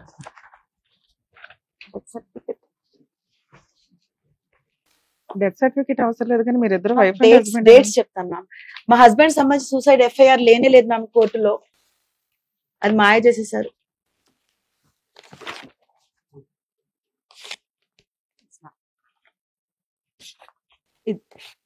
ఫస్ట్ ఇక్కడ నుంచి చెప్తే ఆర్డర్ లో వస్తుంది మ్యామ్ మొత్తం స్టోరీ. మీరు ఇవి రిటర్న్ వచ్చినాయా మీకు? గోల్డ్ గానీ హైకోర్టు ఆర్డర్ ఫేవర్ గా ఇచ్చింది మ్యామ్, లోయర్ కోర్టు డిస్మిస్ చేసేసింది. హైకోర్టు నాకు జస్టిస్ ఉంది మ్యామ్. కాదు మేడం, ఇప్పుడు మీరు రిటర్న్ ఆఫ్ డాక్యుమెంట్స్ కోసం వేశారు కదా, ఇవన్నీ వచ్చేసినాయా? ఇవ్వలేదు ఇవ్వలేదు ఇంకా. ఓకే. ఇది ఇంకా పెండింగ్ ఉందా, అయిపోయింది? సార్ నాకు ఫేవర్ గా ఇచ్చారు ఆర్డర్. ఈ కేసు కి కార్లు పెట్టుకెళ్ళడానికి సంబంధం లేదని ఉంది మ్యామ్ అందులో ఆర్డర్ లో. WP 6198 ఇల్లీగల్ పోలీస్ వాళ్ళు చేశారని చెప్పేసి WP వేసుకున్నాం. సో నేను పార్టీ పర్సనే మాట్లాడాను సార్ ఇలా ఇల్లీగలీ ఫ్రీజ్ సార్ అంటే, ఏంటమ్మా ఇంత పెద్ద పిటిషన్ రాసామన్నారు, నాకు అర్థం కావట్లేదు, నేను డైరెక్ట్ ఇంటరాక్ట్ అవుతాను, నువ్వే చెప్పమ్మా అన్నారు. ఏం నా పైన నేను నిందలేసారు, అందుకని తిరిగి ఆన్సర్స్ నేను రాశాను సార్ అంటే. సో నా పైన అలిగేషన్ ఓన్లీ 10 lakhs అలిగేషన్ ఉంది మ్యామ్ కంప్లైంట్ లో. ఎఫ్ఐఆర్ లో అలిగేషన్ అదే ఉంది, రిమాండ్ కేసు డైరీలో అలిగేషన్ 10 lakhs ఉంది, 10 lakhs transfer into Karur Vysya bank అనేది. సో 10 lakhs అలిగేషన్ ఉంటే 24 lakhs ఫ్రీజ్ చేశారు. సో 10 lakhs అలిగేషన్ నా పేరు మీద ప్రాపర్టీ, ఇప్పుడు మా హస్బెండ్ తప్పు చేసినా నా పేరు మీద, ఇప్పుడు నేర్చుకున్నాను మ్యామ్ ఇదంతా. సో మీరు హైకోర్టులో రిట్ పిటిషన్ ఫైల్ చేసుకుని పార్టీ ఇన్ పర్సనే మాట్లాడితే జడ్జి గారు మీకు మాట్లాడడానికి పర్మిషన్ ఇచ్చారు, మీవన్నీ ఎక్స్ప్లెయిన్ చేస్తే మీకు ఫేవర్ గా ఆర్డర్ వచ్చింది. అంటే ప్రాపర్టీస్ రిలీజ్ చేయండి అని డైరెక్షన్ ఇచ్చారా? లేకపోతే ఈ కేసు కి కార్లు పెట్టుకోవాల్సిన సంబంధం లేదు. So I'm giving Liberty to like petitioner, she appeared as a party in person. So case 3 weeks లో క్లోజ్ చేసేయండి అని ఇచ్చేసారు. ఓకే. ఇక్కడ డిస్మిస్ చేసేసారు. ఈ కేసు క్లోజ్ అయిపోయింది కూకట్పల్లి కోర్టులో. అసలు ఏ చార్జ్ షీట్ ఇప్పుడు వేసారు మ్యామ్, ఈ మేలో వేసారు. 5 years నుంచి డిస్మిస్ అయిపోయింది అనేది ఏంటిది? మేము only property return of property మళ్ళీ ఇది డిస్మిస్ చేశారు. ఓకే. ప్రాపర్టీ ఇవ్వని మేడం మీకు అట్లాంటప్పుడు హైకోర్టు ఇచ్చిన ఆర్డర్ ఏంటంటే, పార్టీ ఇన్ పర్సన్ తను ఫైట్ చేసుకోవడానికి పర్మిషన్ ఇస్తున్నాను, మాక్సిమం ఈ క్రిమినల్ ఎంపీ ఏదైతే ఉందో తన రిటర్న్ ఆఫ్ ప్రాపర్టీస్ కొంచెం త్వరగా కంప్లీట్ చేసి డైరెక్షన్స్ ఇవ్వండి అని ఇచ్చుంటారు.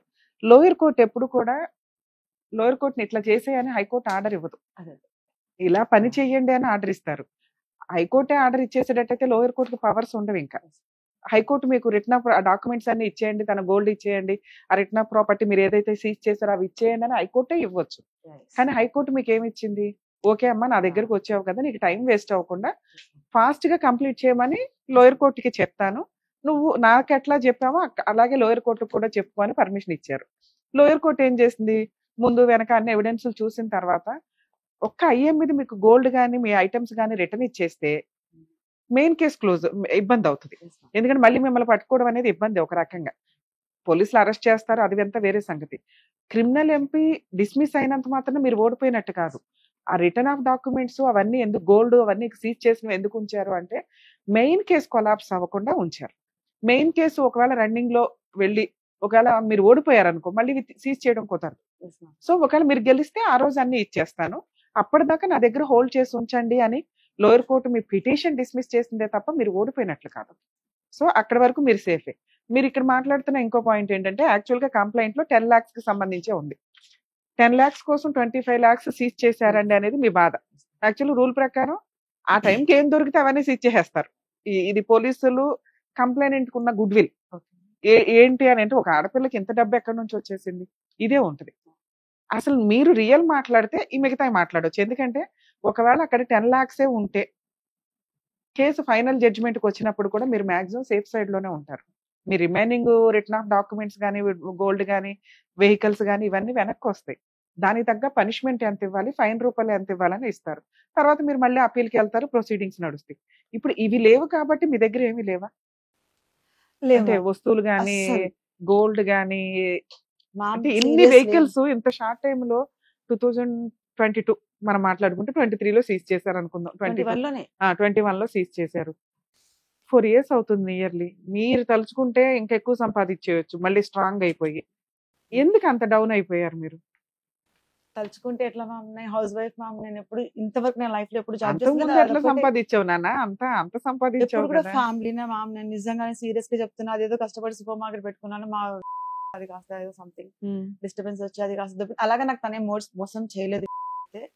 అలాగని సూపర్ మార్కెట్ ఇదైపోయిందని నాకు వదలలేదు, నాకు మోసం చేయలేదు. తను ఫైనాన్షియల్లీ నన్ను బాగా చూసుకున్నారు. అసలు మీ ఇంట్లో వాళ్ళు ఎవరు? మీ పరిస్థితి ఏంటి? ఇది విజయ్ డెత్ కంప్లీట్లీ ఇండిపెండెంట్. నాకు పేరెంట్స్ సపోర్ట్ ఎవరిది లేదు. ఐ డోంట్ వాంట్ వాళ్ళ గురించి చెప్పడం కూడా ఇష్టం లేదు నాకు. ఎందుకని? ఈ కేసు వరకు ఇది ఇంతకు నుంచి స్టార్ట్ అయింది కాబట్టి ఇదే మాట్లాడతారు మీరు. అదంతా ప్రీవియస్ నా పాస్ట్, అది ఇంకా దానికి వేరే పాస్ట్ ఉంది. అది అంటే నాకు తలుచుకుంటే నేను ఇంకా ఎక్కువ ఇది కూడా చెప్పలేను, అంత బ్యాడ్ స్టోరీ. అంటే యాక్చువల్ గా పాస్ట్ ఒక క్యారెక్టరే ప్రెసెంట్ మీద పడుతూ ఉంటది. పాస్ట్ లో మనం ఎంత మంచిగా ఉన్నామో క్రిమినల్ కేసుల విషయాల్లో క్యారెక్టర్ అనేది మెయిన్ ఇంపార్టెంట్. అదే మామూలుగా అదే మీరు చెప్పారో చెప్పలేదు, మా వ్యూవర్స్ మళ్ళీ అనుమానం రాకూడదు కదా. సో మీ పర్సనల్ డిస్ప్యూట్ లో అసలు ఈ అమ్మాయి ఒక సూపర్ మార్కెట్ ఎట్లా పెట్టింది, ఈవిడ బ్యాక్గ్రౌండ్ ఏంటి, ఈవిడ ఏమైనా జనాలను ట్రాప్ చేస్తుందా, బిజినెస్ లు ఇవి అవి అని చెప్పి వాళ్ళ దగ్గర నుంచి ఇన్వెస్ట్మెంట్లు తీసుకొని చీట్ చేస్తారా, ఇట్లా ఏదో అనుకుంటారు కదా. అలా ఏమీ లేదు. మీ పర్సనల్ మీ కుటుంబ సభ్యులు ఎవరు సపోర్ట్ చెయ్యరు అని. ఒక ఆడపిల్లకి ఎందుకు సపోర్ట్ చేయరు? ఇది కూడా వస్తుందిగా మళ్ళీ. అవి దీని మీద పడకుండా చూసుకోండి మేము చెప్పగలిగే అంతవరకు. ఎందుకంటే అది మీ పర్సనల్. అక్కడ మీరు ఇండిపెండెంట్ ఉమెన్ గా అందరినీ కాదనుకుని యువతలకు వచ్చి బిజినెస్ చేశాను అంటున్నారు. అక్కడ మీ క్యారెక్టర్ ఏమి ఇది అవ్వాల, మీరేం క్రిమినల్ కాదు. ఇది కేసు మీద పడకుండా మీకు కొంచెం ప్లస్ పాయింట్ కింద అవుతుంది. Okay, next. దీనికి ముందు ఒక్క కేసు కూడా లేదు. దీని తర్వాత అందరికి చీట్ చేసింది అని అన్నారు. సో ఇప్పటికి కేసు అయ్యి 5 years ఎంత మరి ముసుకేసి పోలీసులు తీసుకెళ్ళడం ఎందుకు వెళ్ళిచ్చారు? చీటింగ్ కేసే కదా. అసలు మీడియాలో పెట్టాల్సిన అవసరం ఎందుకు వచ్చింది మీరు? అది వాళ్ళు చేశారు మ్యామ్, నాకు తెలియదు మ్యామ్. అది ఓ 10 లక్షలకి ఒక అమ్మాయిని, ఒక ఫ్యామిలీ ఫ్రెండ్ అనే అమ్మాయి మీద ఇంత గ్రడ్జ్ రావడానికి రీజన్ ఏంటి? ఎప్పుడు కూడా క్రిమినల్ కేసులు అనేవి ఎంతవరకు అంతవరకే వెళ్తాయి. పోలీసులు ఎంత ఎంటర్టైన్ చేయాలో అంతే చేస్తారు. మీది 10 lakhs, 50 1 crore 10 crore 10 crores 20 crores cheating ఉన్న వాళ్ళకే అంత సీన్ ఉండదు, అంత మీడియా కవరేజ్ ఉండదు. మీ కేసుకి అంత మీడియా కవరేజ్ ఉండడానికి వాళ్ళ ఓన్ మ్యామ్ పోలీస్ పవర్స్ చేతిలోకి తీసుకున్నాం. ఇంకా నేను ఇప్పుడు మీకు నిజం చెప్పాలి చెప్పేస్తున్నా. పవర్స్ మొత్తం మా అడ్వకేట్ సార్ అయితే ఇంకా ఫుల్ చెప్పేస్తారు మ్యామ్. మీకు సార్ కూడా ఏడుస్తూ ఉంటారు నా విషయంలో. ఇది ఏంటమ్మా నువ్వు అసలు ఒక చిన్న దీనికన్నా ఒక కేసు లేదు, నీ కోర్టులో కూడా న్యాయం జరగట్లేదు అని సార్ నిజంగా. మేడం ఆ మాట అనొద్దు. ఇంకా మీకు న్యాయం జరిగింది జరగలేదు కాదు, మీకు ఇందాక అదొక్కటి ఎక్స్ప్లెనేషన్ ఇచ్చా. లోయర్ కోర్టు మెయిన్ కేసు తేలాలి కాబట్టి అవి హోల్డ్ చేశారు. 100% మీరు ఒకవేళ అక్యూజ్డ్ కాదు, మిస్టేక్ చేయలేదు అంటే మీ పార్టీ ఎంత ఉందో అంతకే పనిష్మెంట్ పడుతుంది. కేసు పెండింగ్ ఉన్నంత మాత్రం మీరు డిప్రెషన్ లోకి వెళ్ళిపోవడము, నన్ను క్రిమినల్ అని వీడియోలో అన్నిట్లో చూపించేసారని బాధ. అక్కడ మాస్క్ ఉంది, మీరు ఎవరో కూడా ఎవరికి తెలియదు. ఇప్పుడు మేము బ్లర్ అయ్యేస్తాం, మిమ్మల్ని చూపించారు మ్యామ్.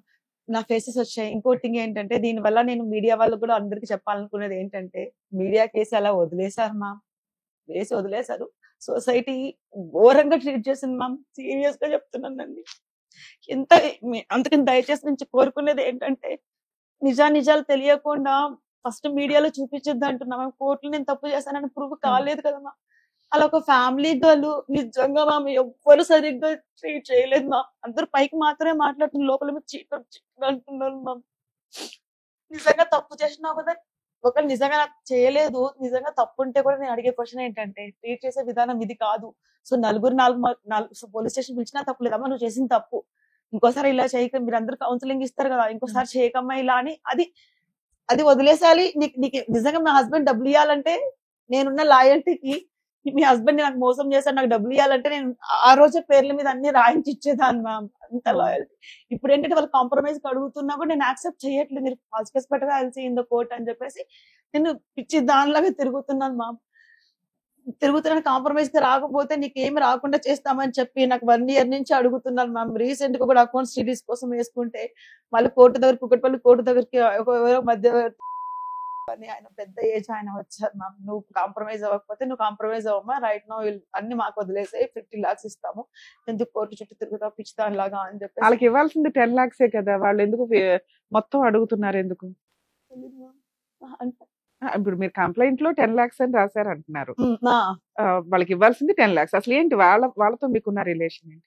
దీనికంటే ముందు ఒక మాట అండి, లాక్డౌన్ తర్వాత social media, YouTube channels, Instagrams చాలా హెవీగా అయిపోయినాయి. యాక్చువల్ గా ఒక మైనర్ అమ్మాయి గురించి కానీ, ఒక మేజర్ ఉమెన్ గురించి కానీ, ఒక ఫ్యామిలీ కేసుల్లో కానీ వాళ్ళ పర్మిషన్ లేకుండా వీడియోలు తీసేసి వ్యూస్ కోసమనో అమౌంట్ల కోసమనో విచ్చలవిడిగా థంబ్నెయిల్స్ పెట్టి జీవితాలు సర్వనాశనం చేసుకుంటున్నారు. చాలా మంది చేస్తున్నారు.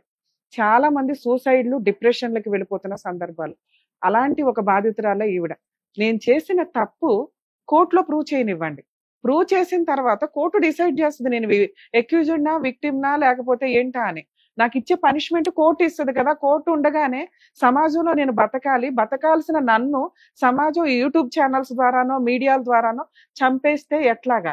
మీరే జడ్జెసా? మీరే జడ్జిమెంట్ ఇచ్చేస్తారా? ఇన్ టైంలో ఏం తెలుసని వన్ సైడ్ విని ఇచ్చేస్తారు అని తన వాయిస్ రేస్ చేస్తుందండి. ఇటువంటివి చాలా మంది బయటకు వచ్చి చెప్పలేరు. నిజంగా తన హ్యాట్స్ ఆఫ్ చెప్పాలి. ఎందుకంటే ఒక 5 years బ్యాక్ తనకి జరిగిన అన్యాయం 2021లో ఫేస్ చూపించలేదేమో కానీ తన గురించి తెలిసిన వాళ్ళందరూ కూడా ఐడెంటిఫై చేస్తారు.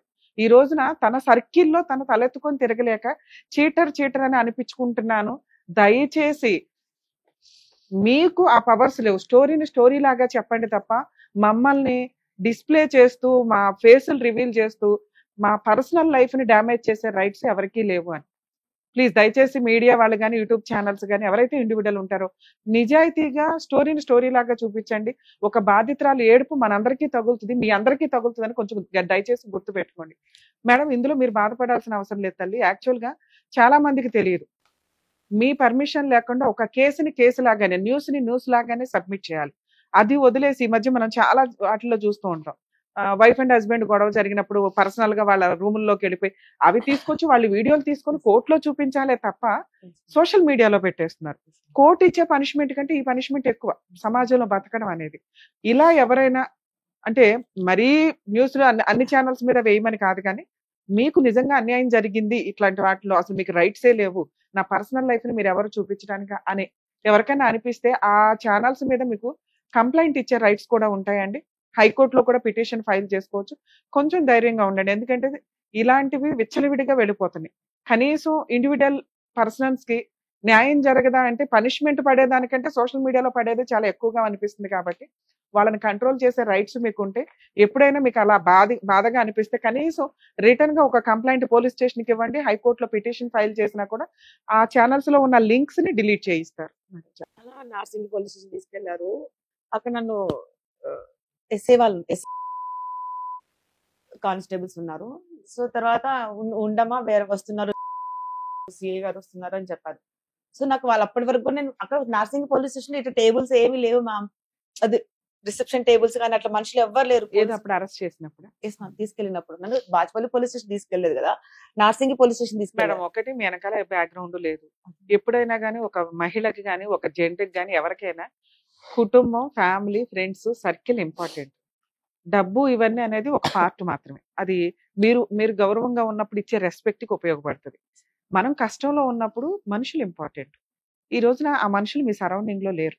అది అత్తగారి తరపున కానీ, హస్బెండ్ తరపున కానీ, ఫ్రెండ్స్ గా కానీ, రిలేటివ్స్ గా కానీ, మీ పుట్టింటి తరపు నుంచి కానీ, మీ మైనస్ అది అర్థమవుతుంది. ఈ అమ్మాయి వెనకాల కుటుంబం ఉందంటే మీరు కష్టంలో, బాధలో, టెన్షన్ లో ఉంటారు. వీడియోలు తీయాలా తీయించాలా అనేది మీరు కంట్రోల్ చేయలేరు, మీరే టెన్షన్ పడిపోతున్నారు. ఒక పక్కన హస్బెండ్ చనిపోయిన టైం, ఒక బ్రదరు అనుకునే ఫ్యామిలీ రిలేటివ్స్ ఒక చీటింగ్ కేసు వేసి పోలీసులు తీసుకొచ్చి అరెస్ట్ చేసి ఇదంతా షాక్ లోనే ఉంటారు. సర్కిల్ అనేది చాలా ఇంపార్టెంట్. చాలా మంది చేస్తున్న మిస్టేక్స్ ఏంటంటే మంచి ఫ్రెండ్స్ ఉండట్లేదు, బెస్ట్ ఫ్రెండ్స్ ఉండట్లేదు, రిలేటివ్స్ తో మంచి రిలేషన్స్ ఉండట్లేదు, ఫ్యామిలీ మెంబర్స్ తోటి రిలేషన్ ఉండట్లేదు. డబ్బు అనేది కొంతవరకేనండి, సమస్యల్ని చాలా వరకు డబ్బు తగ్గిస్తుంది. కానీ ఒక కష్టం వచ్చినప్పుడు బలగం అనేది చాలా ఇంపార్టెంట్. రిలేటివ్స్, రిలేషన్స్, ఫ్రెండ్స్ అనేది కొంచెం ఇంపార్టెంట్. వాటిని కూడా మెయింటైన్ చేసుకోవడం అనేది ఒక మనిషిగా, సంఘజీవిగా మన బాధ్యత. ఈ రోజున ఒక అమ్మాయి చెయ్యని తప్పుకో లేకపోతే చేసిన చిన్న తప్పుకో మనకు తెలియదు, ఇంకా జడ్జి డిసైడ్ చేయాలి, ఇంత పెద్ద పనిష్మెంట్ పడిపోతుంది. సో వీటికి కొంచెం మనుషులు కొంచెం రిలేషన్స్ మెయింటైన్ చేసుకోండి అనేది నా ఉద్దేశం. మీరు అనేది కరెక్ట్ మ్యామ్. సర్కిల్ ఇప్పుడు నేను కొంచెం అట్లీస్ట్ కేసు తర్వాత యాక్టివ్ అందరితో మాట్లాడడం నేర్చుకున్నా మేడం. ఇంకా అందరితో మాట్లాడేవాడు. నేను అప్పుడు full only house wife, only ఇంట్లోనే ఎంజాయ్మెంట్స్ ఉన్నా ఓన్లీ ఫ్యామిలీతోనే. నైబర్ ఇంటికి కూడా ఫోన్. అంటే మీకు ఆ రోజు పక్కన ఎవరు లేకపోవడం వల్లే డామినేషన్ ఎక్కువైంది. లా ప్రకారం అంత డామినేషన్ లేదు. కంప్లైంట్, మిమ్మల్ని పిలిపిస్తారు, నిజాలు కనుక్కుంటారు, ఎవిడెన్స్ ని బేస్ చేసుకుని కేసు రిజిస్టర్ చేస్తారు. ఇక్కడ ఇవన్నీ ముందు అయిపోయినాయి, మిమ్మల్ని అరెస్ట్ చేసేసారు. మీరు మాకు మొత్తం నిజమే చెప్తున్నారా, ఏమైనా దాచారా? ఎందుకంటే ఈ స్టోరీ ఓకేనా, చెప్పండి. ఎందుకంటే నా ఎపిసోడ్స్ ఏమన్నా గానీ చాలా హానెస్టీగా ఉంటే నేను న్యాయం కోసం ఎంత దూరం అన్నా వెళ్తాను. మళ్ళీ మీరు ఇక్కడికి వచ్చి, ఎందుకంటే సోషల్ మీడియాలో అంత నెగిటివ్ గా ఉంది మీ గురించి. ఏమీ చేయని ఒక అమ్మాయిలు అయితే చిన్న మిస్టేక్ చేయకుండా ఏమి లేరు. చిన్న మిస్టేక్ కి ఇంత అన్పాపులర్ అవ్వాల్సిన అవసరం లేదనేది మీ బాధ. అదే కదా, అదే మనం సొసైటీకి ఈ రోజు తెలియజేస్తాం. మేడం అయితే నార్సింగి పోలీస్ స్టేషన్ తీసుకెళ్ళాను. తీసుకెళ్ళిన తర్వాత నాకు వీళ్ళు పోలీసు వాళ్ళ యాక్చువల్ జనరల్ పోలీస్ స్టేషన్ లో అందరూ ఉంటారు కదా. అరెస్ట్ చేశారా మిమ్మల్ని? అరెస్ట్ అంటే తీసుకెళ్లిపోయారు ప్రైవేట్ కార్ లో. తీసుకెళ్లారంటే జైల్లో ఉన్నారా, బెయిల్ తీసుకున్నారా? ఎన్ని రోజులు ఉన్నారు జైల్లో? 1 month.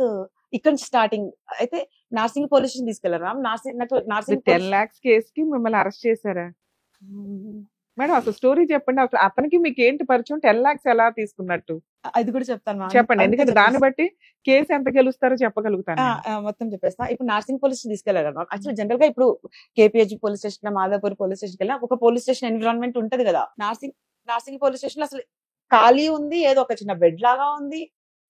వీళ్ళు ఉన్నారు, లేడీస్ ఉన్నారు, 2 ladies ఉన్నారు, కానిస్టేబుల్స్, ఎస్ఐ గారు ఉన్నారు.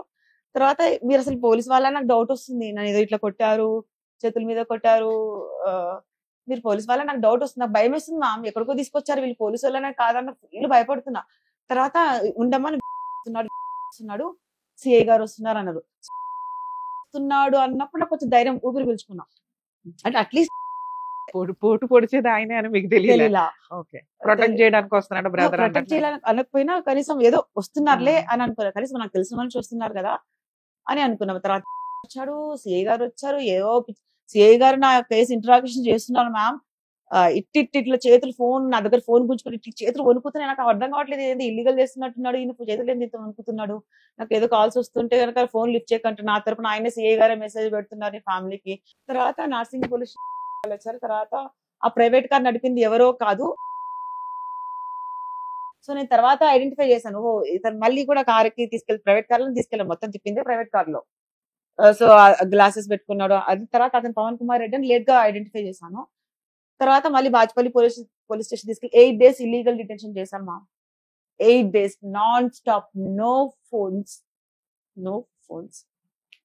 తర్వాత ఆ రోజు 8th day రోజు మీకు ఎవరికి ఇన్ఫార్మ్ చేశారు మీకు బెయిల్ వేసుకోండి అని చెప్పి? కానీ అక్కడ బెయిల్ వేసుకోండి అని ఏం చెప్పలేదు మ్యామ్. యాక్చువల్లీ వదిలేస్తున్నారని అనుకున్నాము. తర్వాత ఏదో జస్ట్ నాకు తెలియదు కదా, ఏదో నార్మల్ పంపిస్తారు, ఇంత జైలు పంపిస్తారని కూడా మాకు తెలియదు. జైలు ప్లాన్స్ ఉన్నాయని కూడా మాకు ఎవరితో మాట్లాడనివ్వలేదు మా. ఈ విషయం జడ్జికి చెప్పారా మీరు? 8 days చెప్పొద్దు అన్నాను. 8 days ఇల్లీగల్ డిటెన్షన్ చేసిన తర్వాత మీడియా వాళ్ళు వచ్చారు మా. వాళ్ళు ఏదో మాకు తలపైన మాస్క్ వేశారు. నాకు అర్థం కావట్లేదు, ఏం తప్పు చేసాం మాస్క్ వేస్తున్నారు అని అనుకున్నాం. నేను అప్పటికి మన మీడియాలో కూడా ఒక వీడియోలో ఉంది మా, ఇట్లా అంటున్నాను మీడియా వాళ్ళకి, ఇలా చెప్తున్నా వీళ్ళకి అర్థమే అవ్వట్లేదు, ఇదంతా ఫేక్ అని చెప్పబోతున్నాను మా. ఇదంతా అబద్ధం, పోలీస్ వాళ్ళు అంత సరౌండింగ్ లో ఉన్నప్పుడు మీకు మాట్లాడడానికి వాయిస్ ఉంటుంది. నాకు భయం. అది కాక ఇది కదా, నాకు పోలీస్ స్టేషన్ ఇవన్నీ నాకు అలవాట్లేదు కదా. సో ఇవి నేను అప్పుడు మాస్క్ తీసి నిజం చెప్పాలని అనుకున్నాను మా. అనుకుంటే మీడియా వాళ్ళ పవర్ నాకు అవన్నీ ఏం తెలియదు మా, నిజంగానే తెలియదు. తర్వాత మాస్క్ తీసి చెప్పాలని అనుకున్నా, మళ్ళీ చెప్తే మళ్ళీ మీడియా వాళ్ళకి సపోర్ట్ చేస్తారు లేదో నాకు తెలియదు. మళ్ళీ పోలీస్ స్టేషన్ మళ్ళీ కూర్చోబెట్టి మళ్ళీ ఇంతలు పెడతారేమో, మళ్ళీ బయటికి రాకుండా వాళ్ళ మీద చాడీలు చెప్పినందుకు గాను ఇంకేమైనా చేస్తారేమో అనుకుని నేను తీయని కూడా తీయలేదు మా మరి. నేను మా హస్బెండ్ కి అలా అయింది, ఆ డిప్రెషన్ లో ఉన్నా తప్ప నుంచి నేను కేసు గురించి ఇంచు కూడా భయపడలేదు. మీకు బెయిల్ ఎవరు ఇప్పించారు? తర్వాత మా ఊర్లో మా పేరెంట్స్ వచ్చారు, మా వచ్చారా? బెయిల్ మాత్రం వాళ్ళే చేశారు.